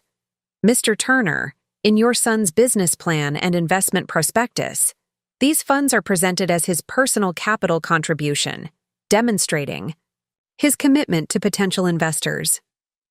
My father shifted uncomfortably. Eric has invested considerable sweat equity. The prospectus specifically cites a $35,000 cash investment from the founder's personal funds, Thomas clarified, referencing a document on his desk. Given the dispute regarding the source of these funds, we cannot in good conscience proceed with facilitating additional investment until this matter is resolved. This is ridiculous, my father said, his frustration mounting. You're allowing a family disagreement to derail a legitimate business opportunity.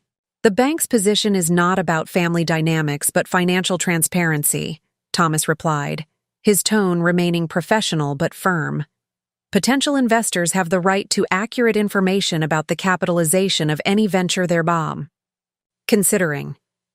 My father turned to me, his expression hardening. Are you satisfied now? You've not only refused to support your brother, but actively sabotaged him.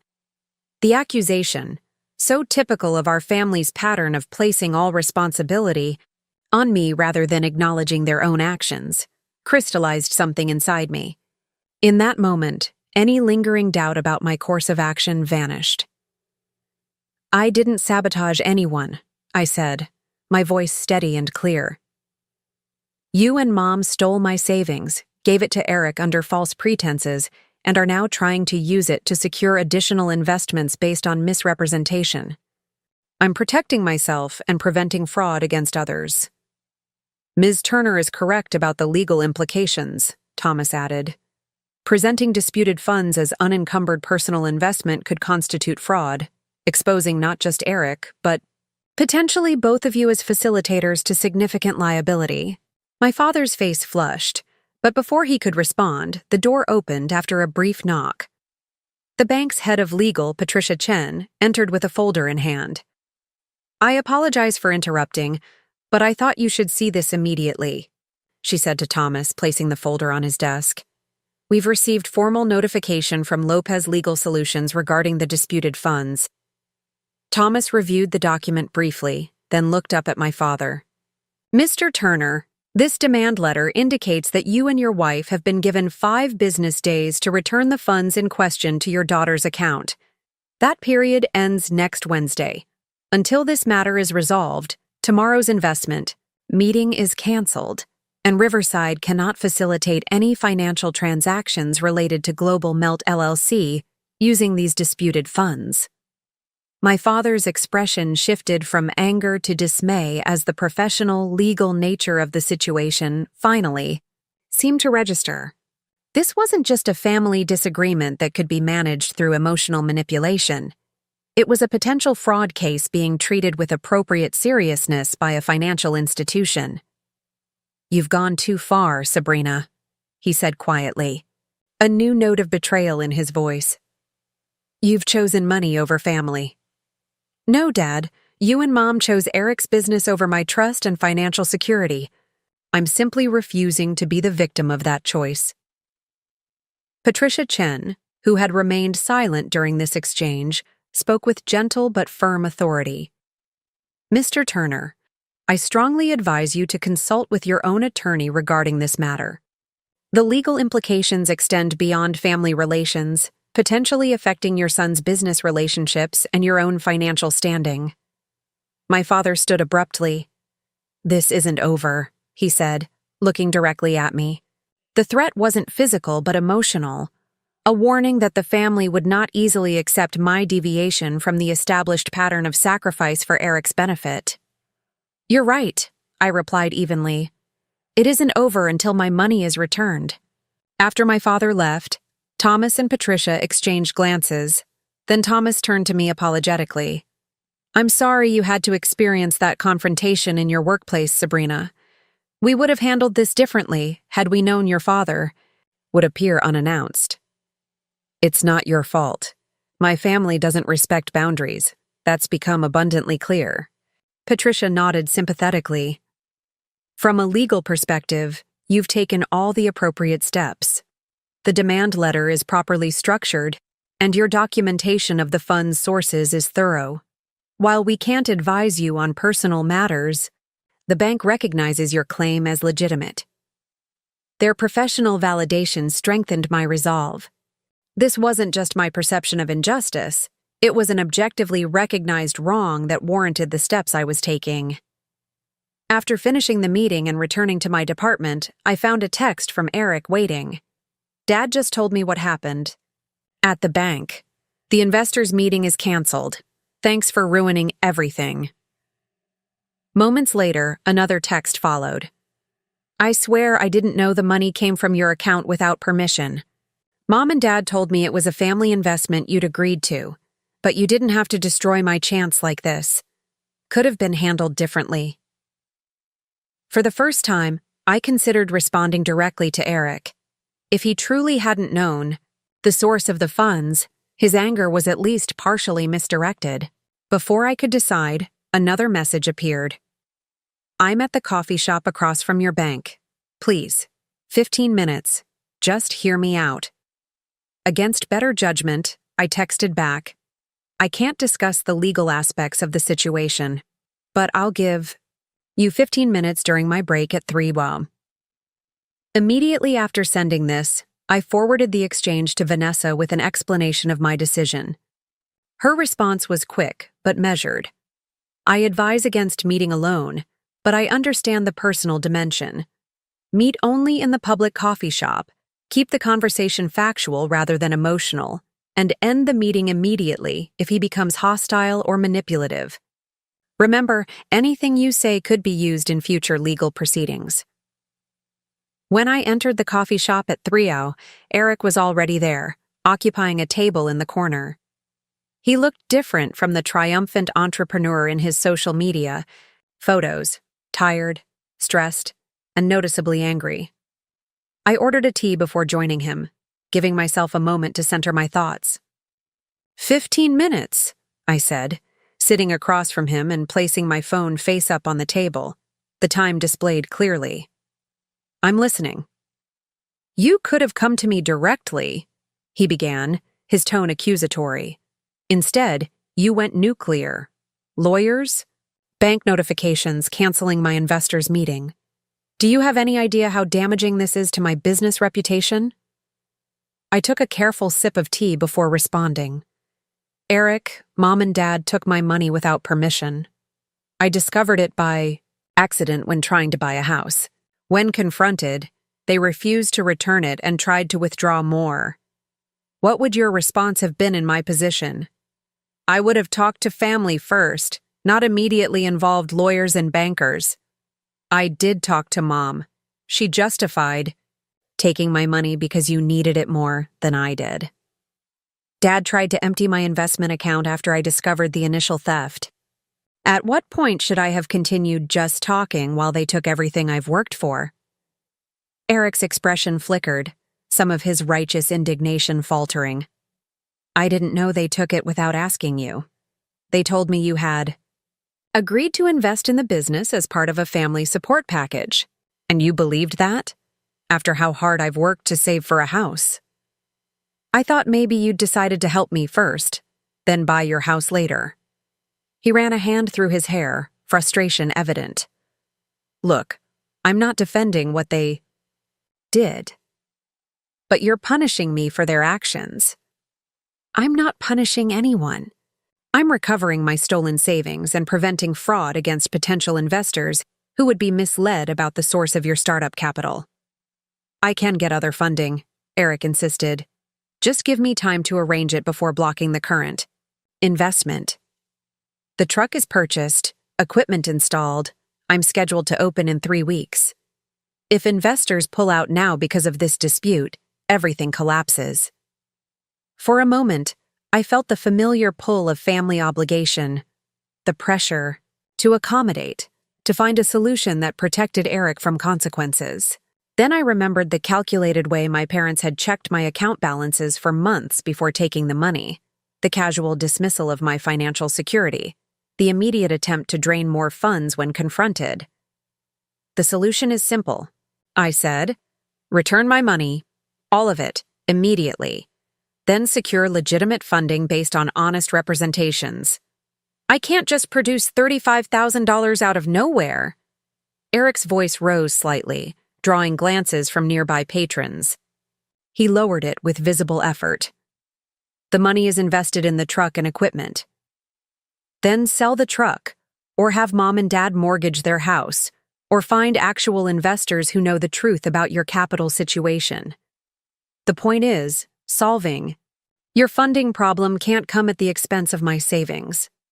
Eric stared at me, a new calculation visible in his expression. What if we make it official? Convert the money into a formal investment or loan with proper documentation? You'd get repayment with interest, plus a small ownership stake. The offer was tempting in its apparent reasonableness, a way to resolve the situation without forcing a sale of the truck or continued legal conflict. But it still fundamentally accepted the initial theft as a starting point, merely regularizing it after the fact.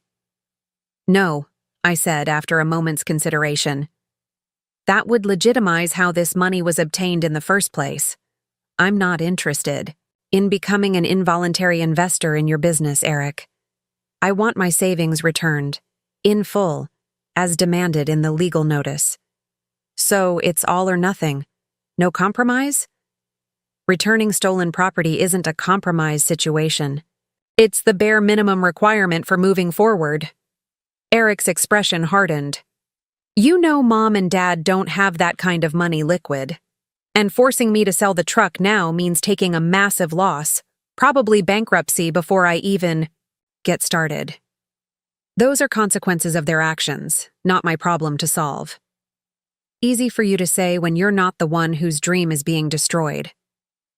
The familiar accusation in his tone, that I was the heartless pragmatist reigning on his creative visions, grated on nerves raw from years of similar characterizations.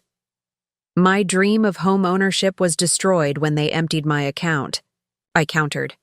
Where was your concern for that? Eric fell silent, perhaps finally registering the reality of what had been taken from me. After a moment, he asked in a quieter voice, What happens if the money isn't returned by the deadline? In the letter? My attorney files a civil lawsuit against mom and dad. We pursue legal remedies including potential liens against their assets. The bank continues blocking any investment activities related to misrepresented funds, and I file a police report regarding the theft.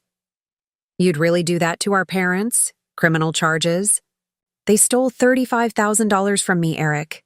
What would you call it? Our 15 minutes had elapsed, but neither of us moved to end the conversation. The coffee shop continued its afternoon rhythm around us, oblivious to the family fracture unfolding.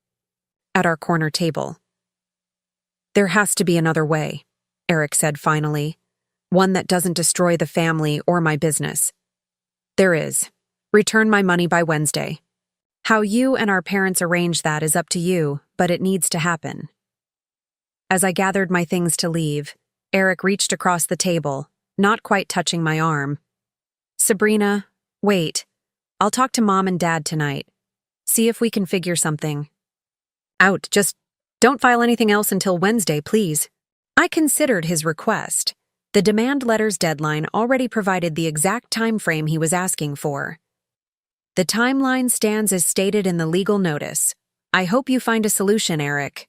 Truly. As I walked back to the bank, I felt an unexpected lightness despite the emotional intensity of the confrontation. For the first time in our adult relationship, I had held firm on my own behalf against Eric's needs and our parents' enabling. The family script had called for me to find a way to accommodate, to be the reasonable one who bent to preserve peace. Instead, I had maintained my boundaries, articulated the harm done to me, and refused to accept responsibility for solving a problem I hadn't created. Whether my money would be returned remained uncertain, but something invaluable had already been recovered, my voice and agency within a family dynamic that had long suppressed both. Tuesday morning arrived with unexpected developments. An email from Vanessa contained a formal communication from my parents' newly retained attorney, Howard Brentwood. In response to the demand letter dated April 21st regarding funds withdrawn from Sabrina Turner's account, my clients acknowledged the withdrawal of $34,500 and are prepared to discuss terms of repayment. We request a meeting to establish a mutually acceptable resolution timeline. Please contact my office to arrange this. Discussion. Attached was a scanned bank statement showing a transfer of $5,000 back to my account, a partial repayment that had arrived overnight. The accompanying note from Vanessa was cautiously optimistic. This represents a significant shift from their previous position. The partial repayment, while insufficient, demonstrates acknowledgement of the obligation. They've also legitimized the situation by retaining counsel, rather than continuing to treat this as an informal family matter. I suggest we proceed with the meeting but maintain our full demand and timeline. Your thoughts? I forwarded the bank statement to my personal email, then checked my account online. The $5,000 transfer had indeed posted, bringing my balance to just over $5,700, a fraction of what had been taken, but a concrete admission that the money should be returned. I replied to Vanessa, "Agree to the meeting, I'll maintain flexibility on timeline if they commit to full repayment, but no reduction in amount." This practical development was followed by a more emotional one, a text from my mother, the first direct communication since I'd established the boundary routing all. Contact through Vanessa. "We've made an initial repayment and are working on returning the rest. I'm so sorry, Sabrina. We never meant to hurt you. Please call when you're ready to talk." The apology, however incomplete, was unprecedented. In our family dynamic, acknowledgments of harm were rare, especially related to disparities in how Eric and I were treated. I didn't respond directly but forwarded the message to Vanessa, who advised, "This is positive but premature. Maintain communication boundaries until the financial matter is fully resolved. Personal reconciliation, if desired, can follow legal resolution." Her counsel made sense. Despite the temptation to engage with this first expression of regret, the fundamental issue remained unresolved. Emotional reconciliation couldn't precede practical restitution.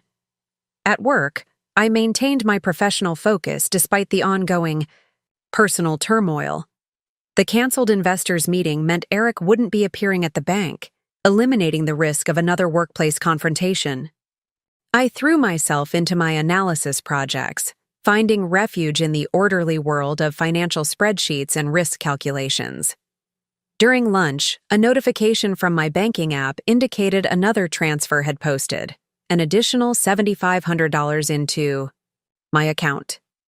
No accompanying message, just the money appearing with the transfer description, "Partial repayment, RT." My father's initials, $12,500 returned in less than 24 hours. Something had shifted dramatically in my parents' approach. I forwarded the transaction details to Vanessa, who responded, "This is encouraging." They now need to return $22,000 to fulfill the demand. The meeting is scheduled for Thursday at 4 p.m. at our offices. When I left work that evening, I was surprised to find Zoe waiting in the lobby. "Thought you might want company for dinner," she said. "You've been handling a lot alone." Her thoughtfulness brought unexpected emotion to the surface. Throughout this ordeal, I had maintained such tight control over my reactions that I hadn't fully processed the toll it was taking. "That would be great, actually." We settled at a small Thai restaurant several blocks from the bank, ordering familiar comfort dishes before I updated her on the day's developments. "They're actually returning the money?" Zoe's surprise mirrored my own. "What changed?" "I'm not sure," I admitted. Maybe the reality of legal consequences finally registered, or Eric convinced them after our conversation yesterday. "Speaking of Eric, have you heard from him today?" "No, but I'm assuming he knows about the repayments." Zoe studied me over her pad thai. "How are you feeling about all this? Really?" The question penetrated the practical facade I'd maintained throughout the crisis. Confused, I said, after a moment. Relieved they're returning the money, but hurt. Deeply hurt that they took it in the first place, that they saw me as a resource to be tapped rather than a daughter to be respected. That makes perfect sense, Zoe affirmed. Getting the money back doesn't undo the betrayal. Exactly. And I keep wondering how I missed it. This fundamental misalignment in how we viewed our relationship. I thought we were family. They thought I was a convenient financing option for Eric's dreams. You didn't miss anything, Zoe countered, firmly. You trusted your parents because that's what children are supposed to be able to do. They betrayed that trust. That's on them, not you. Her straightforward assignment of responsibility was refreshing after years of family dynamics that consistently placed the burden of accommodation on me. What happens after you get all the money back? She asked. With your relationship with them, I mean. It was the question I'd been avoiding in my focus on the practical aspects of recovery. I don't know, I admitted. I can't imagine going back to how things were before, pretending this never happened.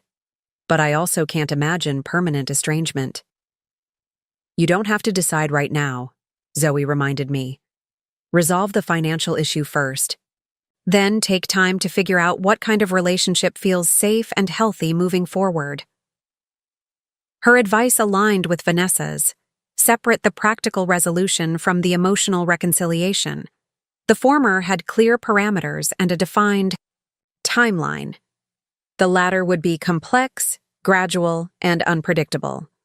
Wednesday morning brought another notification. A third transfer of $10,000 had posted overnight. My account now held $22,700, representing $22,500 of the returned funds. Exactly $12,000 remained outstanding from the original amount taken. I forwarded the information to Vanessa, who responded with characteristic efficiency. Their approach suggests they're gathering funds incrementally rather than in a single large transfer. This is consistent with liquidating investments or borrowing from multiple sources. Given this pattern and their retention of counsel, I recommend flexibility on the final timeline if tomorrow's meeting demonstrates genuine commitment to full repayment. Just before lunch, my personal email notification chimed. The message was from Eric, sent from his business account rather than his personal one. Sabrina, I want to formally apologize for my role in this situation. While I didn't know the money came from your account without permission, I should have questioned where such a large sum came from suddenly. I was so focused on making the business happen that I ignored obvious red flags. Mom and Dad are selling their vacation timeshare and liquidating Dad's collectible coin investment to return the remaining funds. They've also taken a loan against their life insurance policy for the initial repayments. I've been able to secure legitimate financing through a small business grant program and a private investor who knows the full situation. I know money doesn't fix the breach of trust, but I hope it's a start. The food truck was purchased with your savings, and that can't be undone without destroying the business completely. But I've added your name to the business insurance as a goodwill gesture. If anything happens to the truck before full repayment, you'll be compensated first. I'm still your brother, even though our relationship will clearly need to change. When you're ready to talk directly, I'm here. Eric. The email reflected a maturity I hadn't often seen from my brother, acknowledging responsibility, offering concrete information about the repayment sources, and recognizing that financial restitution was necessary but not sufficient for healing the relationship. I forwarded it to Vanessa with a brief note. This seems promising regarding the remaining funds. Does the insurance gesture have any legal significance we should address at tomorrow's meeting? Her response was prompt. The insurance designation has limited legal value but demonstrates good faith. More importantly, his email provides written confirmation of the outstanding debt and acknowledgement of wrongdoing. Save it for our records. If you wish to respond, keep it brief and factual. After consideration, I sent a simple reply to Eric. Thank you for the information about the repayment sources and the insurance designation. I appreciate your acknowledgement of the situation. I'll be ready to talk directly once the financial matter is fully resolved. No emotional declarations, no accusations, no premature forgiveness, just acknowledgement of his communication and a clear boundary about when direct relationship repair could begin. By Wednesday evening, the final outstanding funds had been transferred, $12,000 appearing in two separate transactions of $7,000 and $5,000. My account balance now reflected full repayment of the $3,400 taken without permission. The completion of the financial restitution brought an unexpected wave of emotion, not just relief, but a complex mixture of vindication, lingering hurt, and uncertainty about what came next. I had stood my ground, followed through with legal intervention, and recovered my savings. But the family relationships damaged in the process remained in limbo, awaiting some form of repair that money alone couldn't provide. Thursday's meeting with the attorneys now had a different purpose, not to enforce the demand for repayment, but to formally acknowledge its completion and establish any necessary documentation. Vanessa suggested I attend primarily as an observer, while she handled the legal aspects. We'll need signed acknowledgement of the repayment and a release of further financial claims, she explained. I also recommend a formal agreement about future account access and financial boundaries.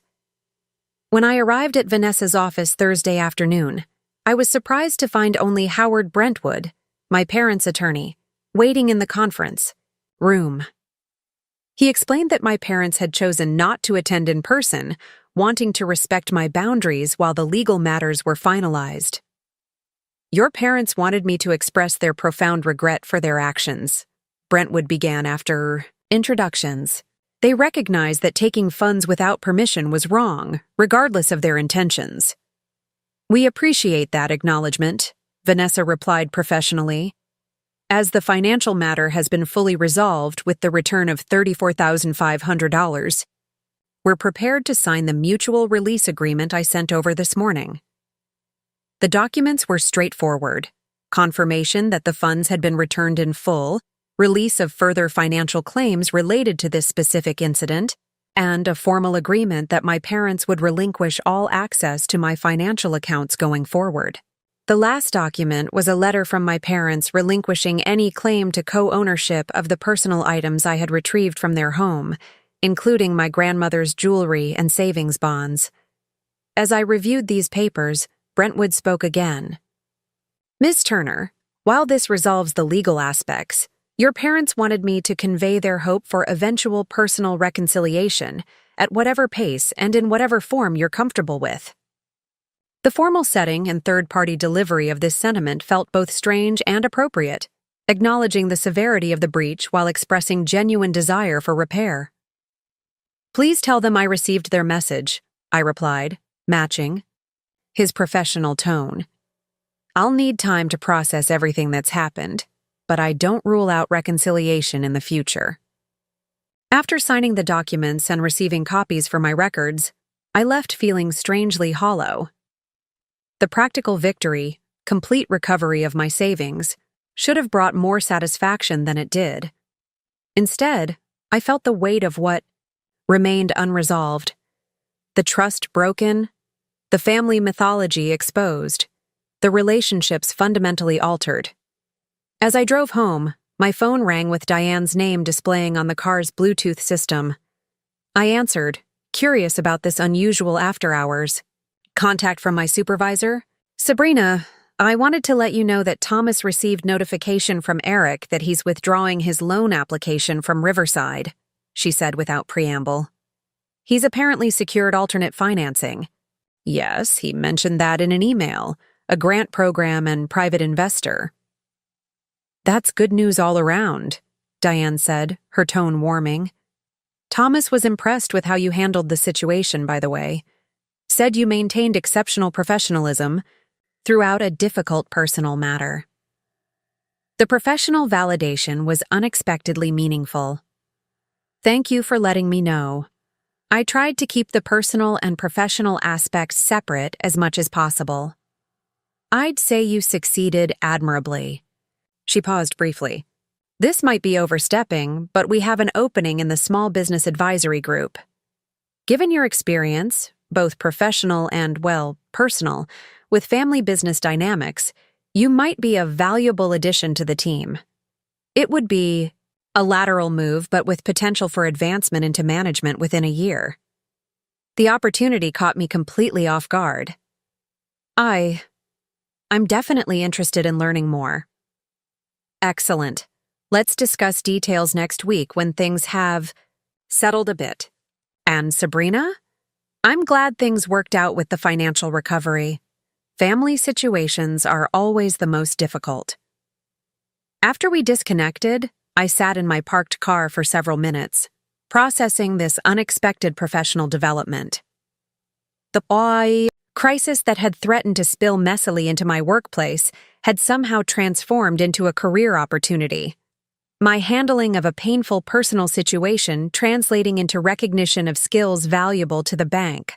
When I finally entered my apartment, I found a small package propped against my door, a padded envelope with no postage, suggesting hand delivery.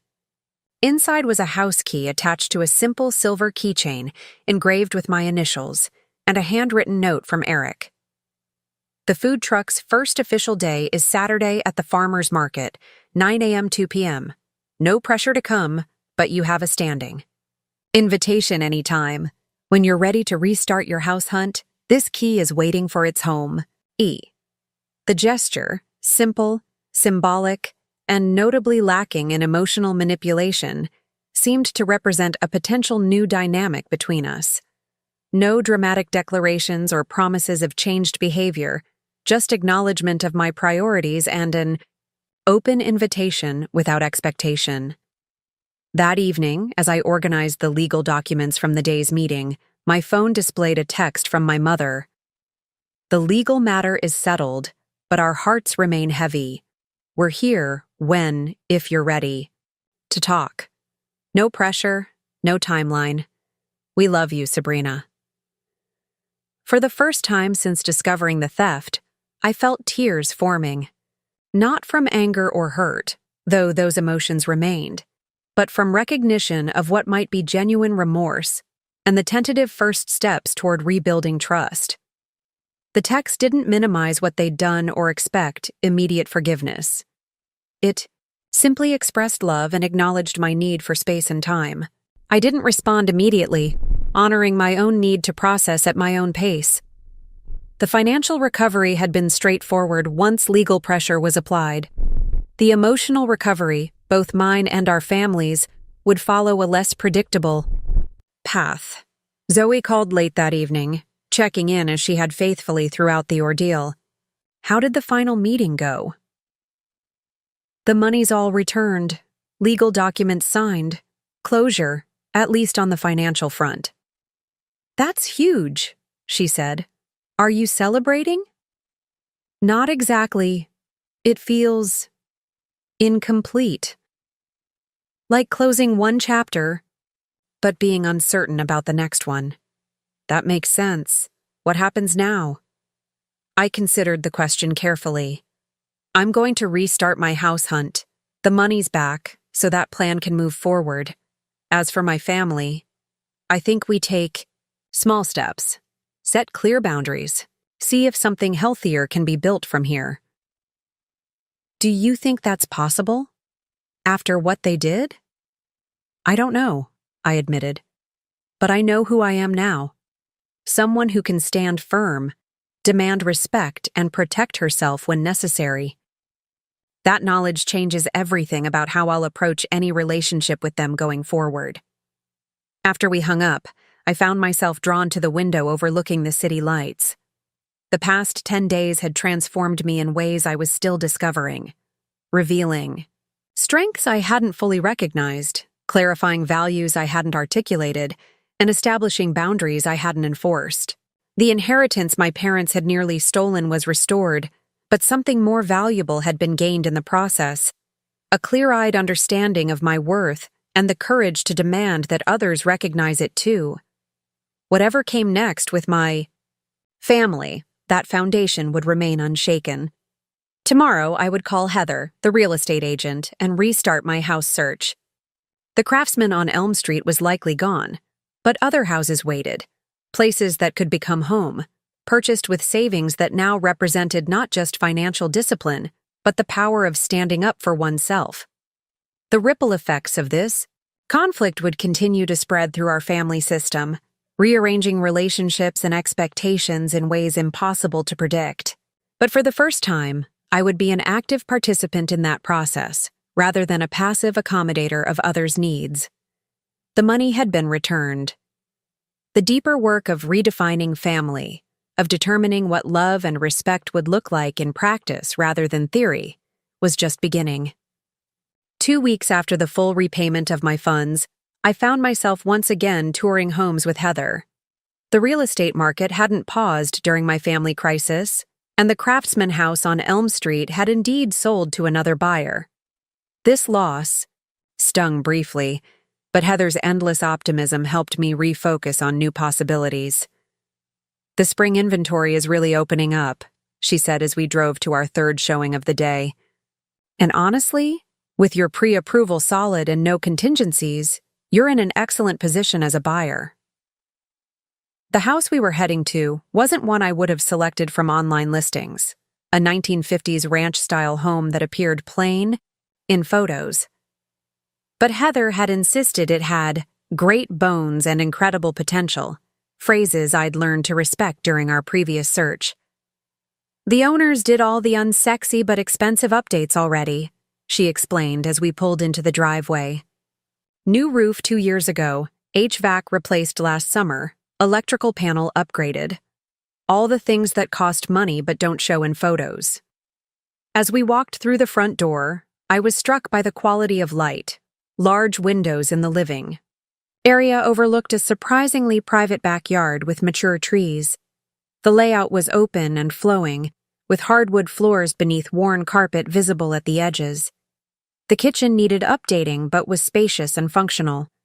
3 bedrooms, 2 baths, and a partially finished basement offered more space than the Craftsman house had, though with less architectural character. "What do you think?" Heather asked, watching me absorb the details. "It has potential," I admitted. "Very different from what I thought I wanted, but sometimes what we need isn't what we initially imagine," she finished, a statement that felt unexpectedly profound given recent events. We toured the rest of the house, and I found myself increasingly drawn to its quiet solidity. No dramatic features, no trendy design elements, just thoughtful construction that had withstood decades with grace. The asking price was $185,000, slightly higher than the Craftsman, but the additional space and updated systems justified the difference. "I'd like to make an offer," I decided as we completed the tour. Heather's eyebrows raised slightly. That was decisive. "I'm learning to trust my judgment," I replied, a simple statement that encompassed a profound personal shift. Later that evening, as I reviewed the offer documents Heather had prepared, my phone displayed a call from an unexpected source. My father. We hadn't spoken directly since the confrontation at the bank over 2 weeks ago. Our only communication had been through attorneys and the brief, careful text messages from my mother. I hesitated, then answered. "Hello? Sabrina." His voice sounded tentative, lacking the authoritative tone I associated with him. "Thank you for picking up. I wasn't sure you would. What can I do for you, Dad?" I kept my tone neutral, neither welcoming nor hostile. "I wanted to speak with you directly, to apologize." He paused, seeming to gather himself. "What your mother and I did was wrong. Not just taking the money, but the way we've treated you and Eric differently for years. The expectations we've placed on you while making excuses for him. All of The directness of this acknowledgement was unprecedented. My father had never been one to admit mistakes, particularly not in such unambiguous terms. I appreciate that, I said carefully. It means something to hear you say it. We've been talking with Dr. Farrell, a family therapist. It was Eric's suggestion, actually. We've had 3 sessions so far, trying to understand how we got here. Another pause. The things we're realizing about our parenting. It's not easy to face. This revelation surprised me. My parents had always dismissed therapy as unnecessary for normal family issues. Their willingness to engage with professional help suggested a level of serious reflection I hadn't anticipated. That sounds positive, I offered, unsure how else to respond. It is. My father cleared his throat. Sabrina, I'm not asking for immediate forgiveness or for things to go back to how they were. I just wanted you to know we're working to understand what went wrong and how to do better. If you're willing, Dr. Farrell suggested a joint session eventually, but only when you're ready, if ever. The careful respect for my boundaries represented another significant shift. In the past, my parents would have expected immediate reconciliation once an apology, however minimal, had been offered. I need more time, I said honestly. I'm still processing everything that happened. Of course. Take all the time you need. He hesitated, then added, I heard you're house hunting again. That's good. The comment suggested he'd been in touch with Eric, who knew about my renewed search from Zoe. The realization that they were discussing me was uncomfortable, but not surprising. I made an offer today, actually, on a ranch house across town. That's wonderful news. His genuine pleasure at this development came through clearly. I hope it works out. You deserve a place of your own. The conversation ended shortly after, without pressure for further engagement or specific plans. Just an open door, should I choose to walk through it eventually. The following morning brought exciting news. My offer on the ranch house had been accepted. The sellers had another offer, but preferred mine due to my financing being already secured and my flexibility on the closing date. Heather scheduled the home inspection for the following week, and the mortgage process began moving forward with my now restored down payment. Parallel to these positive developments, I had my first meeting with the Small Business Advisory Group, at work. The team specialized in helping family-owned businesses navigate financial challenges, succession planning, and growth strategies, areas that had taken on new personal significance given recent events. Thomas, who had witnessed the confrontation with my father, was the team leader. He welcomed me warmly, introducing me to the other advisors without mentioning my personal connection to family business dynamics. Sabrina brings strong analytical skills and a fresh perspective, he said simply. I think she'll be a valuable addition to our team. The work was immediately engaging, more complex and relationship-oriented than my previous position.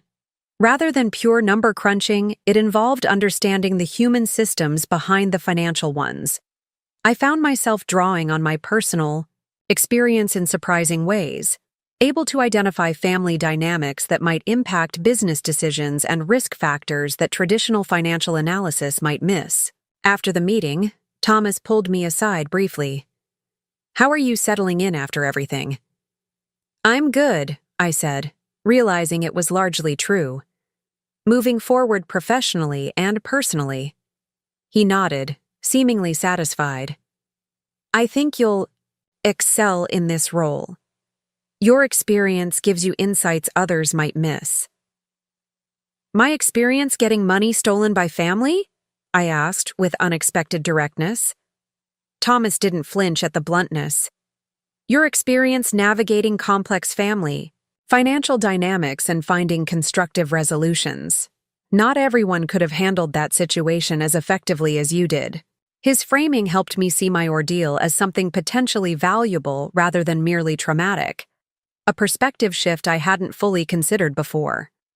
That weekend, I decided to take a small step toward re-engaging with family, visiting Eric's food truck at the farmer's market. I hadn't responded to his standing invitation, but curiosity about his business and a tentative openness to rebuilding our relationship led me there on a sunny Saturday morning. Global Melt was easy to spot. The white truck with vibrant lettering stood out among the market stalls, with a small line already formed despite the early hour. I observed from a distance at first, watching Eric interact with customers. He seemed different somehow, more focused, more professional than in his previous ventures. He handled the small team with clear direction, expedited orders efficiently, and engaged with customers warmly without the excessive charm that had often seemed performative. I joined the line eventually, and Eric's expression when he spotted me registered surprise followed by careful pleasure. He didn't make a scene or draw attention to my presence, simply nodding acknowledgement as I moved forward in the queue. When I reached the ordering window, he spoke normally, without the excessive enthusiasm I might have expected. "Good morning. What can I get for you?" I studied the creative menu of globally inspired grilled cheese sandwiches. "What do you recommend?" "The Mumbai Melt is our most popular. Cheddar with chickpea masala, cilantro chutney, and pickle on sourdough. Or the Kyoto if you want something lighter. Mild white cheese with shiso leaf, pickled ginger, and a miso glaze." "Mumbai Melt sounds perfect," I decided. He nodded, ringing up the order. "That'll be $9.50. I reached for my wallet, but he shook his head slightly. "On the house. First-time family discount." I started to protest but recognized the gesture for what it was.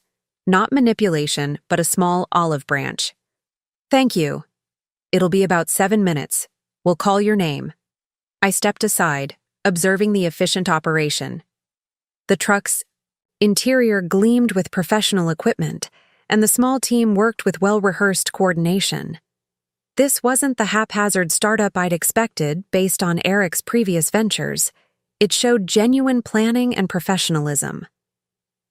When my name was called, Eric handed me the sandwich personally. "There's a nice spot under the oak tree if you're eating here," he suggested. "Less crowded than the main seating area." I took his advice, finding a bench in the dappled shade. The sandwich was genuinely excellent. Creative flavors perfectly balanced, the bread crisp without being greasy. As I ate, I realized this might actually be a viable business with proper management and focused execution. I was nearly finished when Eric approached, wiping his hands on a kitchen towel. "Mind if I join you for a minute? We have a lull between breakfast and lunch crowds." I gestured to the empty space on the bench, and he sat, maintaining a respectful distance. "So, what do you think? Honestly?" "It's delicious," I said sincerely. "Really creative but not gimmicky. Good execution." He smiled, genuine pleasure at the specific compliment rather than general praise. "Thanks. We've been refining the recipes for months." "The operation seems well organized," I observed. "Different from your previous ventures." Eric nodded, accepting this implicit criticism without defensiveness. "I took business management courses at the community college while developing the concept, and I hired people with food truck experience rather than trying to figure everything out myself." This acknowledgement of his past shortcomings, trying to do everything himself without proper preparation, represented significant growth. "How's the financial side?" I asked, unable to completely separate from my core concern. "Solid, actually. The grant program covered most of the equipment costs, and I found an investor who's taken a 20% stake for operating capital. We've exceeded projected sales for the first 2 weekends." He hesitated, then added, "I've been keeping detailed books from day one. Real accounting, not just approximations like before." "That's good to hear." A moment of awkward silence followed before Eric spoke again, his tone more serious. "I want you to know I really didn't understand where the money came from when Mom and Dad first presented it. They framed it as their investment drawn from their savings. It wasn't until after our conversation at the coffee shop that I pieced it together fully." But you suspected something wasn't right, I suggested, given the amount and how suddenly it appeared. He nodded, not evading responsibility. I should have asked more questions. The truth is, I didn't want to know. It was easier to accept the story they presented because it gave me what I wanted. This honest self-assessment impressed me more than elaborate apologies would have. We both enabled different aspects of the family dynamic for a long time. Dr. Farrell calls it a system of mutual reinforcement, Eric said with a small smile. Mom and Dad created the golden child, responsible child dynamic, but we both played our assigned roles. You've been seeing the therapist too? Weekly, plus the family sessions with Mom and Dad. Lots to unpack about how I developed this pattern of grand ideas without follow-through, and the expectation that someone would always bail me out. His willingness to examine his own contributions to the family dysfunction rather than simply blaming our parents showed maturity I hadn't previously associated with him. I should get back, he said, glancing at his watch. The lunch rush will start soon, but Sabrina, thanks for coming. It means a lot. The food was worth it, I said lightly, but added more seriously. And it's good to see you building something real. As he returned to the truck, I realized this interaction had been different from any we'd had before. More honest, more equal, without the underlying competition or resentment that had typically colored our exchanges. Whether this represented temporary improvement or lasting change remained to be seen, but it felt like a genuine step forward.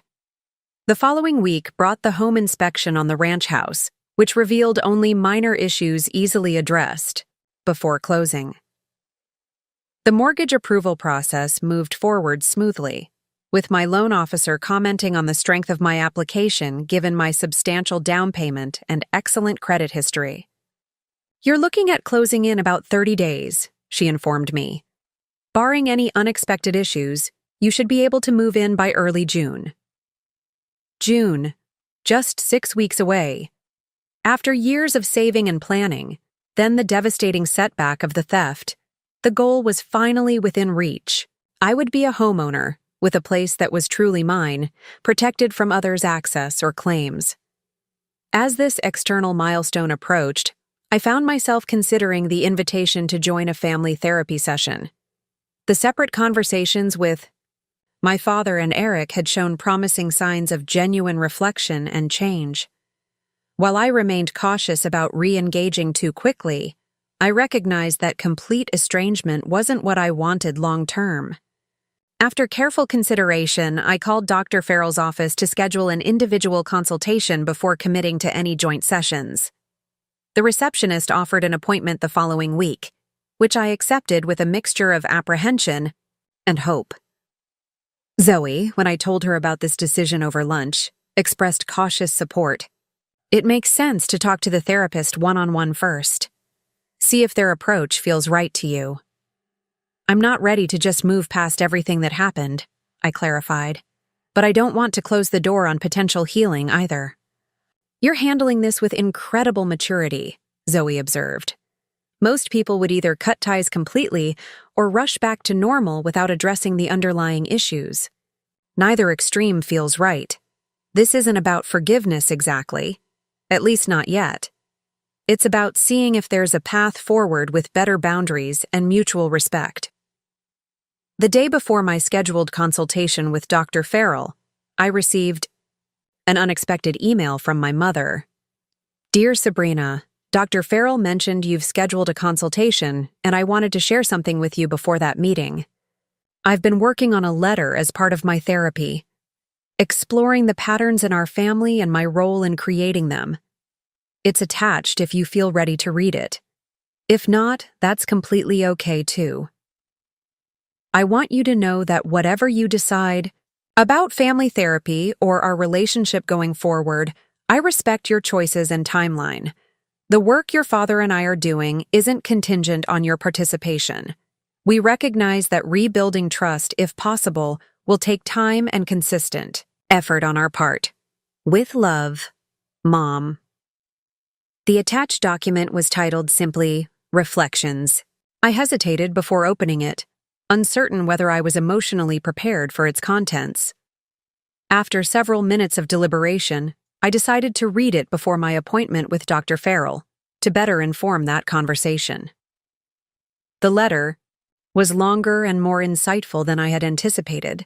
6 single-spaced pages of careful self-examination. My mother traced patterns back to her own upbringing, examining how she had unconsciously recreated aspects of her parents' favoritism with her own children. She acknowledged specific instances throughout our childhood where Eric had received disproportionate attention, praise, and resources, while my achievements were taken for granted. Most importantly, she directly addressed the theft itself.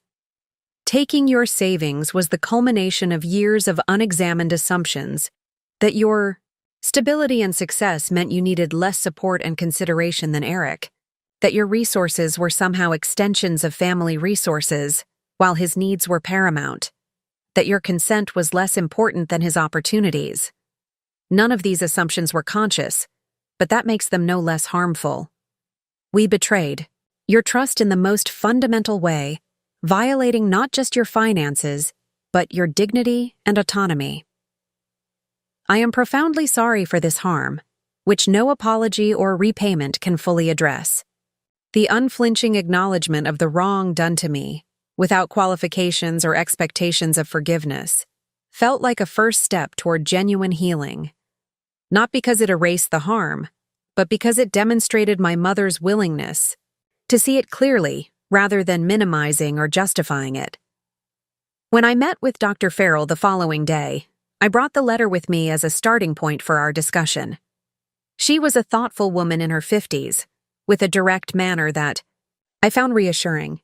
"I've been working with your parents and brother for several weeks now," she explained after introductions. "But I want to be clear that my role today is not to advocate for their perspective or push you toward reconciliation. I'm here to help you assess what you want and need going forward." Her clarification of boundaries immediately put me more at ease. I appreciate that. I'm still figuring out what healthy family connection looks like after everything that happened. That's a process, not a single decision, she affirmed. What are your primary concerns about engaging in family therapy at this point? I considered carefully. I worry about slipping back into old patterns, being the accommodating one who's expected to forgive and move on while underlying issues remain unaddressed. I also worry that any progress they've shown might be temporary, motivated by the shock of legal consequences rather than genuine change. Dr. Farrell nodded. Those are valid concerns. Family systems resist change, often pulling members back into established roles even after apparent breakthroughs. It's why sustained effort is necessary. My mother sent me a letter yesterday, I said, indicating the document I'd brought. It shows more insight than I expected, but trust requires more than words, she completed, showing understanding of my hesitation. It requires consistent action over time. Exactly. And while they've returned the money and expressed remorse, that doesn't automatically rebuild the trust they destroyed. We spoke for nearly an hour, exploring my feelings about what had happened and my uncertainty about future family relationships. Dr. Farrell neither pushed reconciliation nor advocated distancing, instead helping me clarify my own boundaries and needs. If you decide to participate in family sessions, she said as our time drew to a close, I would suggest beginning with clear parameters, specific topics, time limits, and explicit boundaries about what you are and aren't ready to discuss. That makes sense, I agreed. I'm not ready for full family gatherings or holidays yet, but I can see value in structured conversations with professional guidance. Would you like me to schedule a first joint session? Perhaps just you and your parents initially, leaving Eric for a subsequent meeting to reduce complexity? The suggestion felt manageable, a controlled first step rather than an overwhelming plunge back into full family dynamics. Yes, I decided. But in a few weeks, after my house closing, I want to complete that milestone first, establish my new home as my secure space, before engaging with family issues. That's a very healthy boundary, Dr. Farrell affirmed. I'll coordinate with your parents for a session in early June, after your move. As I left her office, I felt lighter somehow, not because family reconciliation was assured, or because the hurt had diminished, but because I was approaching the situation with clarity and self-determination rather than obligation or guilt. The decision to engage in therapy wasn't surrender or automatic forgiveness. It was a conscious choice to explore whether healthier family relationships were possible while maintaining the stronger boundaries I'd established. That evening, I replied to my mother's email. Mom, thank you for sharing your letter. I appreciate your willingness to examine these patterns so honestly. I met with Dr. Farrell today and have agreed to a joint session in early June after my house closing. I'm scheduling it for June 10th if that works for you and Dad. I want to be clear that I'm approaching this as an exploration of whether we can build healthier relationships moving forward, not as an immediate return to how things were before. The breach of trust was significant, and rebuilding will take time.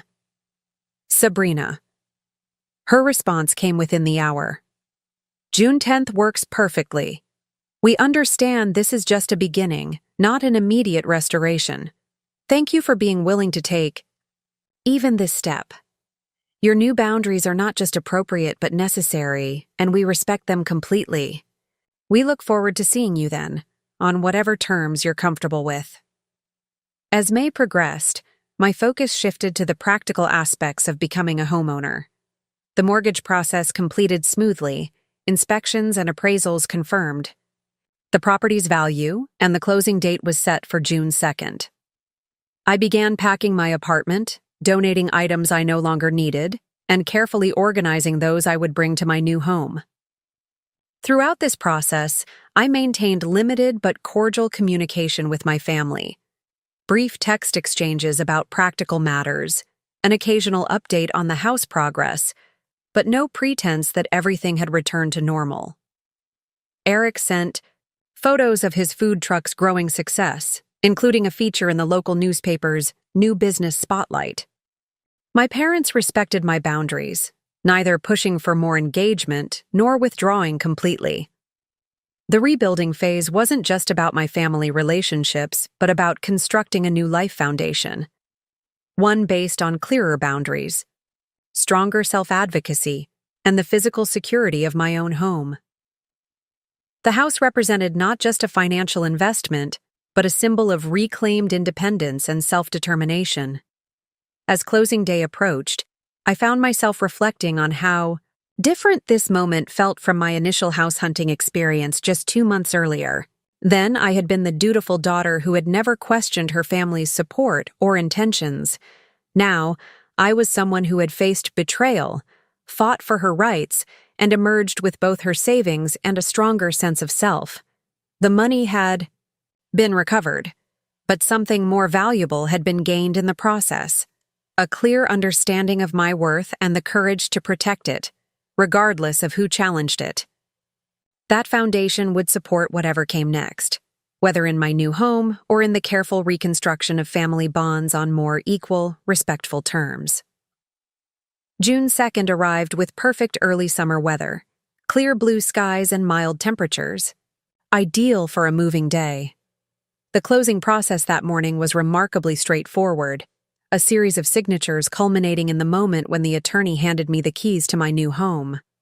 No dramatic flourishes or ceremonial gestures, just the simple transfer of metal that represented something profound. This place was mine, secured through my own persistence and determination. Zoe and 3 other friends formed my moving crew, efficiently transporting boxes and furniture from my apartment to the ranch house throughout the afternoon. The moving van I'd rented was less than half filled. Years of apartment living had kept my possessions minimal and practical.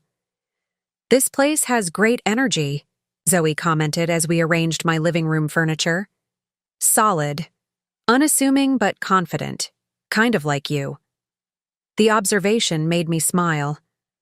I hadn't thought of it that way, but you're right. It's not trying to be something it's not.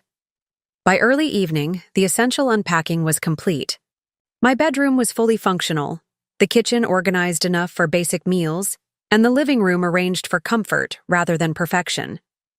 My friends departed with promises to return for a proper housewarming once I was more settled, leaving me alone in my new home for the first night. The silence felt different from my apartment, deeper, more encompassing, but also more peaceful. I walked through each room slowly, running my hands along walls that now belonged to me, mentally planning paint colors and minor renovations. In the master bedroom, I adjusted my grandmother's jewelry box on the dresser, a tangible connection to family heritage now secured in my own space. As I prepared for sleep that first night, my phone chimed with a text from my mother. "Congratulations on your new home. This achievement is entirely yours and we're so proud of you. Sleep well in your new space." The message was perfectly calibrated, acknowledging the milestone without inserting herself into it, expressing pride without claiming credit, and respecting the boundary that this moment belonged to me alone. I appreciated both the sentiment and the restraint it demonstrated. "Thank you," I replied simply, a small but meaningful exchange that would have been unimaginable just weeks earlier. The following days brought the gradual process of making the house truly mine. I painted the kitchen a warm butter yellow, replaced dated light fixtures with simple modern alternatives, and invested in new curtains that maximized the natural light I'd found so appealing during my first viewing. The work was satisfying, transformative but measured, improving without erasing the home's inherent character. As the June 10th therapy session approached, I found myself experiencing unexpected anxiety. The controlled, limited communications with my family had been manageable, but the prospect of face-to-face interaction in the emotionally charged context of therapy felt more challenging. Dr. Farrell had suggested a specific focus for this first session, establishing shared understanding of what had happened and the impact it had caused, without yet moving to resolution or future planning. "The goal isn't reconciliation in a single session," she'd explained during a brief phone call, confirming the appointment. "It's creating a foundation of honest communication that might eventually support rebuilding trust." The morning of the session, I deliberately wore an outfit that made me feel confident and professional. Dark jeans, a structured blazer over a simple blouse, and the pearl earrings that had been part of my grandmother's jewelry collection. Not formal enough to create distance, but polished enough to reinforce that this wasn't a casual family gathering. Dr. Farrell's office featured a comfortable consultation room with natural lighting and seating arranged to avoid direct confrontation. Armchairs, positioned at comfortable angles rather than facing directly across from each other. My parents arrived just before I did, looking both nervous and determined.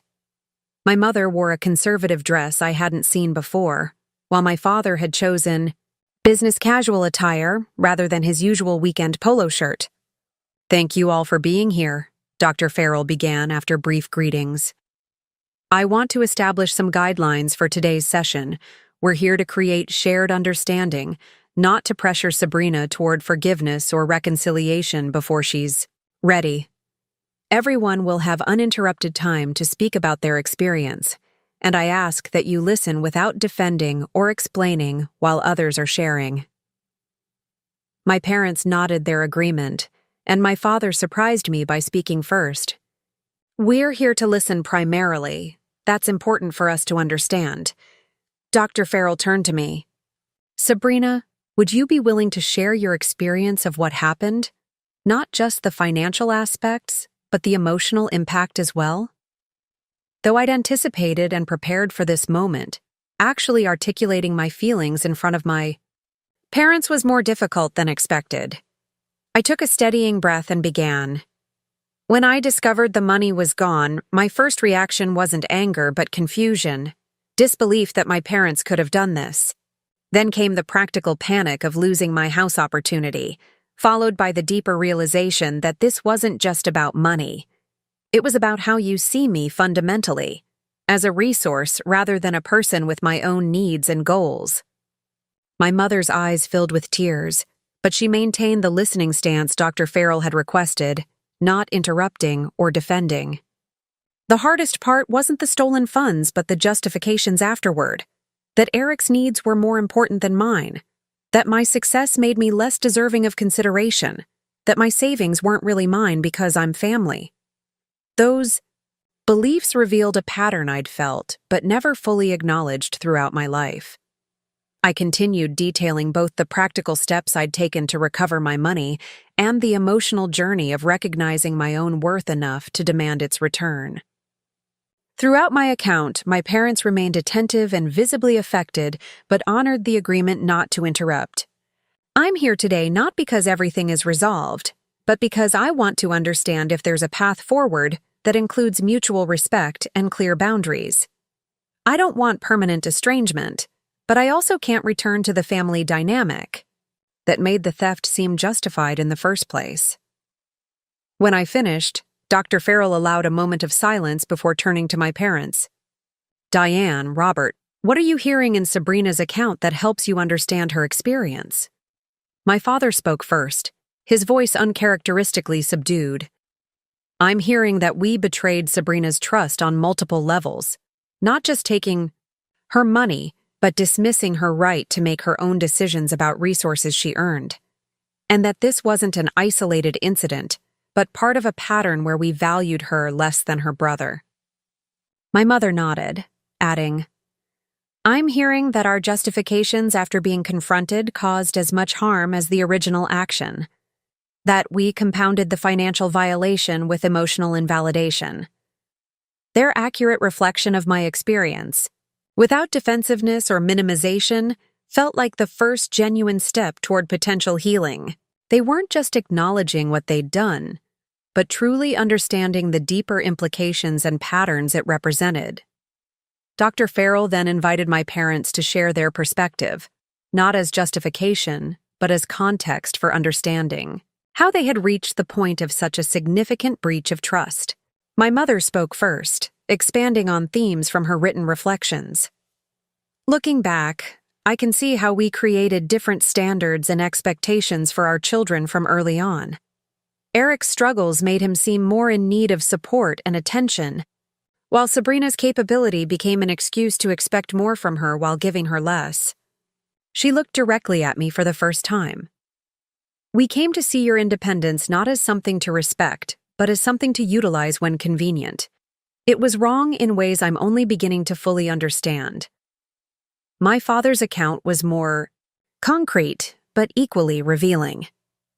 When Eric's business plan seemed viable but required substantial capital, we immediately thought of your savings rather than considering other options, selling investments of our own, taking a home equity loan, or simply telling Eric he needed to find legitimate outside funding. The fact that appropriating your money was our first thought rather than our last resort shows how distorted our thinking had become. Their honesty in describing the thought process that led to the theft was both disturbing and valuable, illuminating. The family system that had made such a violation possible without recognizing it as such. The financial advisor in me knew it was wrong, my father admitted. If a client had described taking their adult daughter's savings without permission, I would have been appalled. But I compartmentalized, treating family finances as somehow exempt from normal ethical standards. Dr. Farrell guided the conversation skillfully, helping us explore the patterns without allowing blame or defensiveness to derail the process. She occasionally offered observations about family systems and the common dynamics of parentifying responsible children while enabling less functional ones. The golden child, responsible child dynamic you've described is remarkably common, she noted. What's less common is the willingness to recognize and address it directly, particularly after such a significant breach. That willingness creates the possibility for genuine change, though the process isn't quick or simple. As our 90-minute session approached its conclusion, Dr. Farrell asked what each of us hoped might be possible moving forward. I want a relationship with my daughter based on mutual respect rather than expectation, my mother said. I want to know the real Sabrina, not just the role she's played in our family system.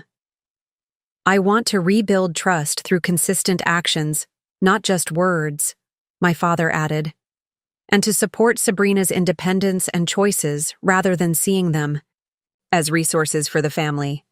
When my turn came, I spoke carefully, wanting to be honest without either false promises or unnecessary harshness. I want to explore whether we can build new patterns of interaction based on equality and respect.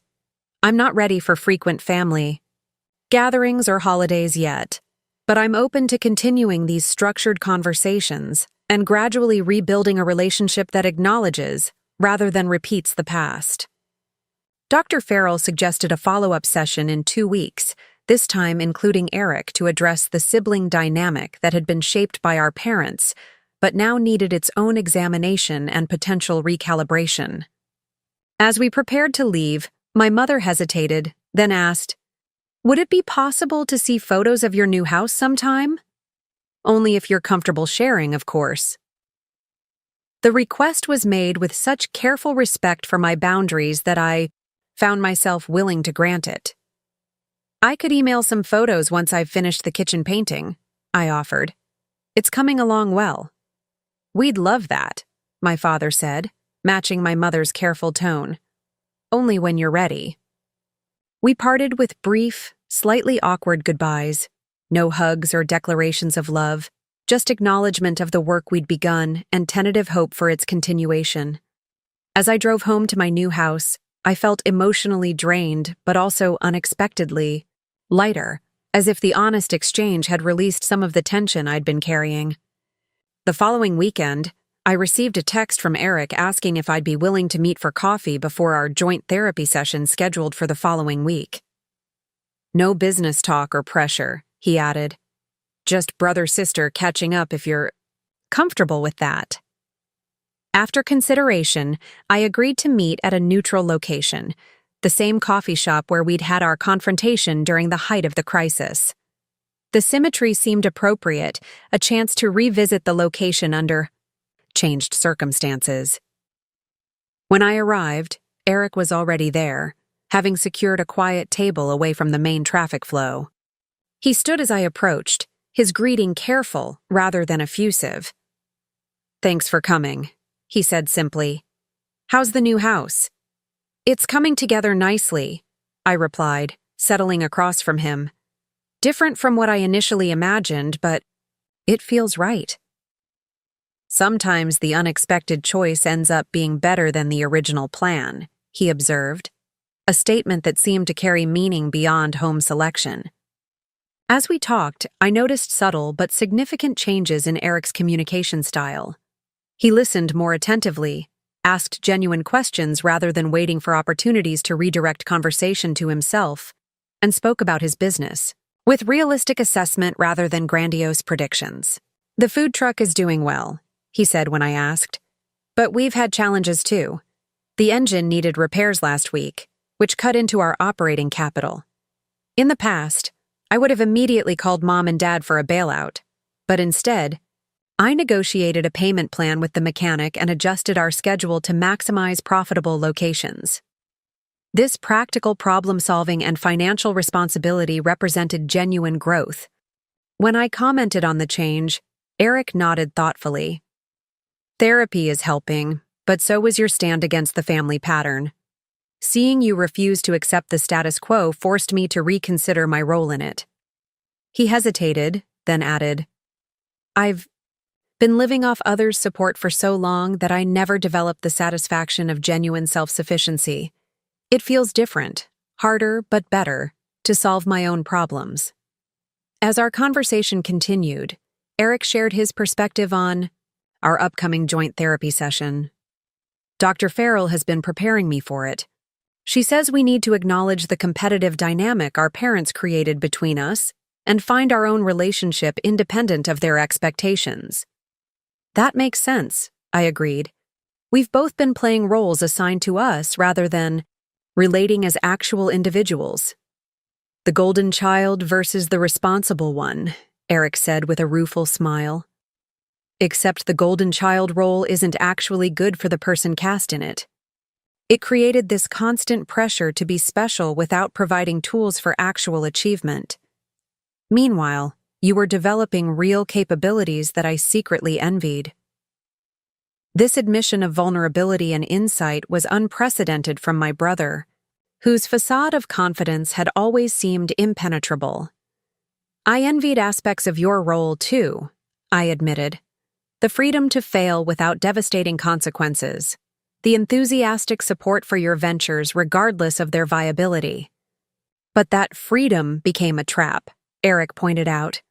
I never learned from failures because they were always cushioned. Now I'm having to develop skills at 30 that you mastered at 20. This mutual acknowledgement of how we'd both been shaped and limited by our assigned family roles created a new foundation for potential connection, not as the characters in our parents' narrative, but as adults with shared history and individual paths. Before we parted, Eric handed me a small envelope. It's not much, but it's a start. Inside was a check for $500 with first repayment, written in the memo line. I know Mom and Dad returned the full amount, he explained, but some of it benefited me directly through the business. I want to take responsibility for that by repaying my portion personally, even if it takes time.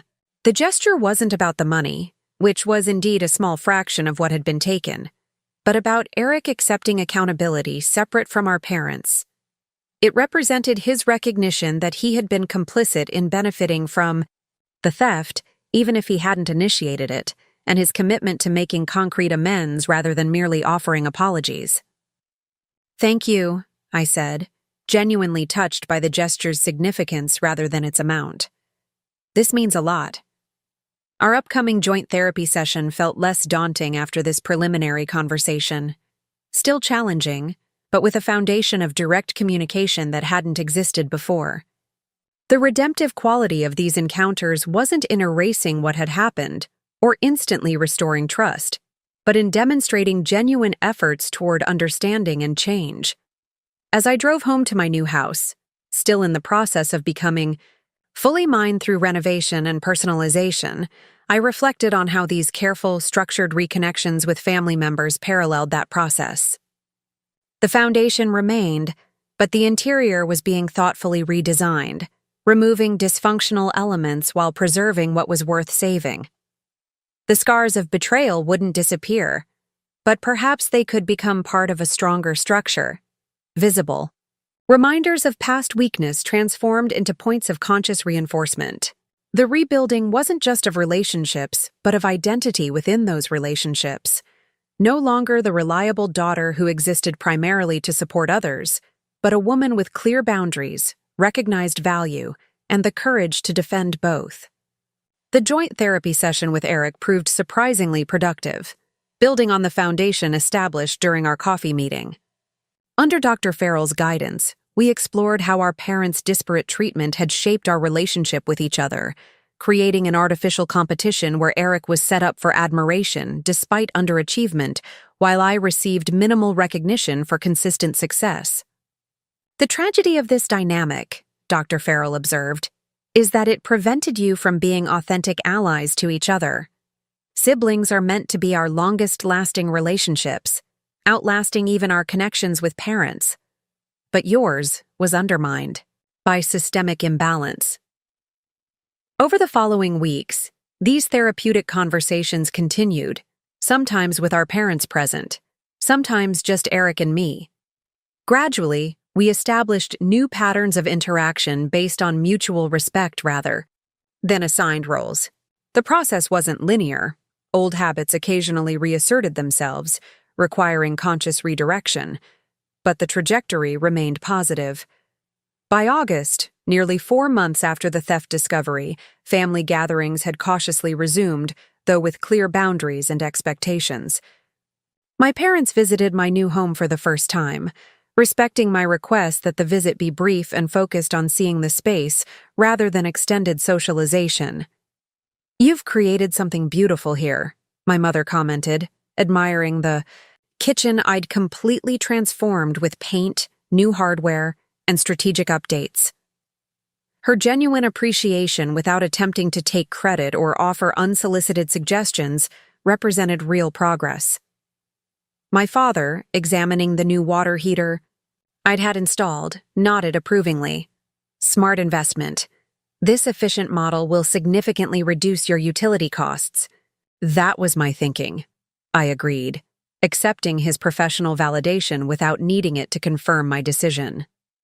The visit concluded without pressure for extended time or immediate future plans, just appreciation for being included in this aspect of my life after the serious breach of trust. Eric's food truck business continued to grow steadily, earning a dedicated following and expanding to catering private events. True to his word, he sent me monthly checks, modest but consistent, contributions toward what he viewed as his personal debt for benefiting from my stolen savings. "I don't need the money anymore," I told him during one of our now regular coffee meetings. "The principle matters more than the amount." "It matters to me," he insisted. "It's not about your need, but my accountability. Each payment reminds me to make decisions based on earned resources, not expected bailouts." His perspective showed a maturity that extended beyond our specific situation to his broader approach to life and business. The monthly checks became less about financial restitution and more about symbolic commitment to changed behavior, which I came to respect deeply. My professional life flourished in parallel with these personal developments. The position with the Small Business Advisory Group expanded my skills and visibility within the bank, leading to a promotion by early fall. My experience with family financial dynamics, once a source of pain, had transformed into valuable perspective for helping clients navigate similar challenges. Thomas, my department head, highlighted this during my performance review. "Your ability to identify potential family system issues behind business decisions has proven invaluable to several key clients. You're seeing patterns others miss because you've experienced them directly." This alchemy, transforming personal difficulty into professional strength, felt like the most unexpected outcome of the whole ordeal. The very experience that might have diminished me had instead become a source of unique insight and capability. 1 year after the theft discovery, I hosted a housewarming party that symbolized the integration of my new boundaries with selective reconnection. My home, now fully renovated and personalized, welcomed friends, colleagues, and yes, family members to celebrate not just the physical space, but the personal journey it represented.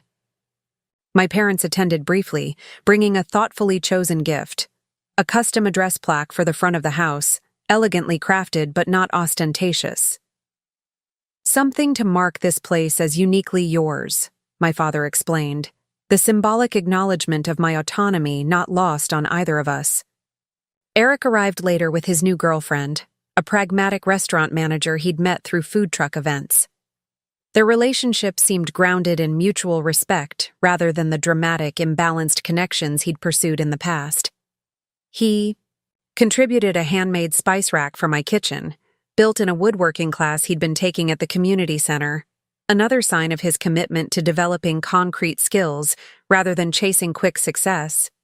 As the gathering flowed around me, Zoe appeared at my side, observing the transformed dynamics. "Quite a different family from the one that stole your savings," she noted quietly.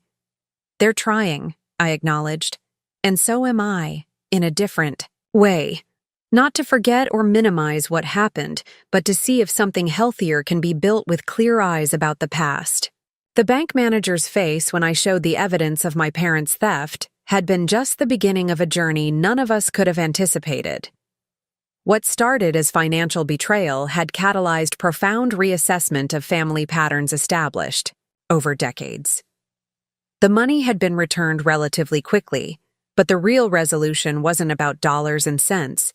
It was about recognition, respect, and recalibration of fundamental relationships. Later that evening, as the party wound down and guests departed, I stood in my kitchen, the room I'd transformed most completely in the house, and felt a sense of completion that transcended home ownership.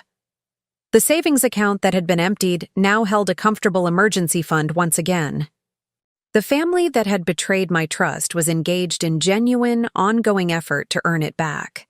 Not through grand gestures, but through consistent respect for boundaries and acknowledgement of past wrongs.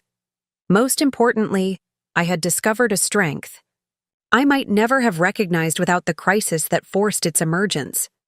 The capacity to stand firm in my own worth, to demand respect rather than accommodation, to build a life defined by my choices rather than others' expectations. These were the true assets gained through the painful experience. The meaningful resolution wasn't a single moment of forgiveness or reconciliation, but the ongoing process of building something authentic from the ruins of what had been revealed as fundamentally flawed. My parents continued their therapy, both individually and as a couple. Eric steadily developed his business and personal responsibility. I maintained my boundaries while selectively opening doors to new forms of connection. As I placed the last clean glass in the cabinet after the party, I caught sight of my reflection, in the window, confident, centered, uncompromised by others' expectations. The woman who had discovered her parents' betrayal a year ago might have shared my face, but she had yet to discover her voice. The journey from that moment to this one, from victim to advocate, from accommodator to equal participant, represented the most valuable growth of my adult life.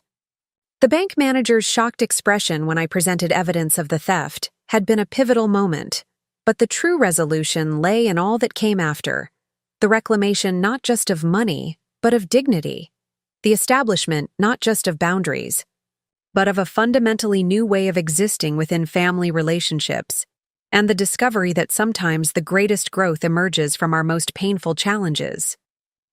My parents stole $35,000 from my savings for my golden child brother. I'd still say truthfully, but now I could add the more important truth.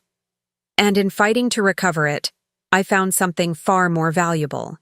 My voice, my boundaries, and my power to define relationships on my own terms.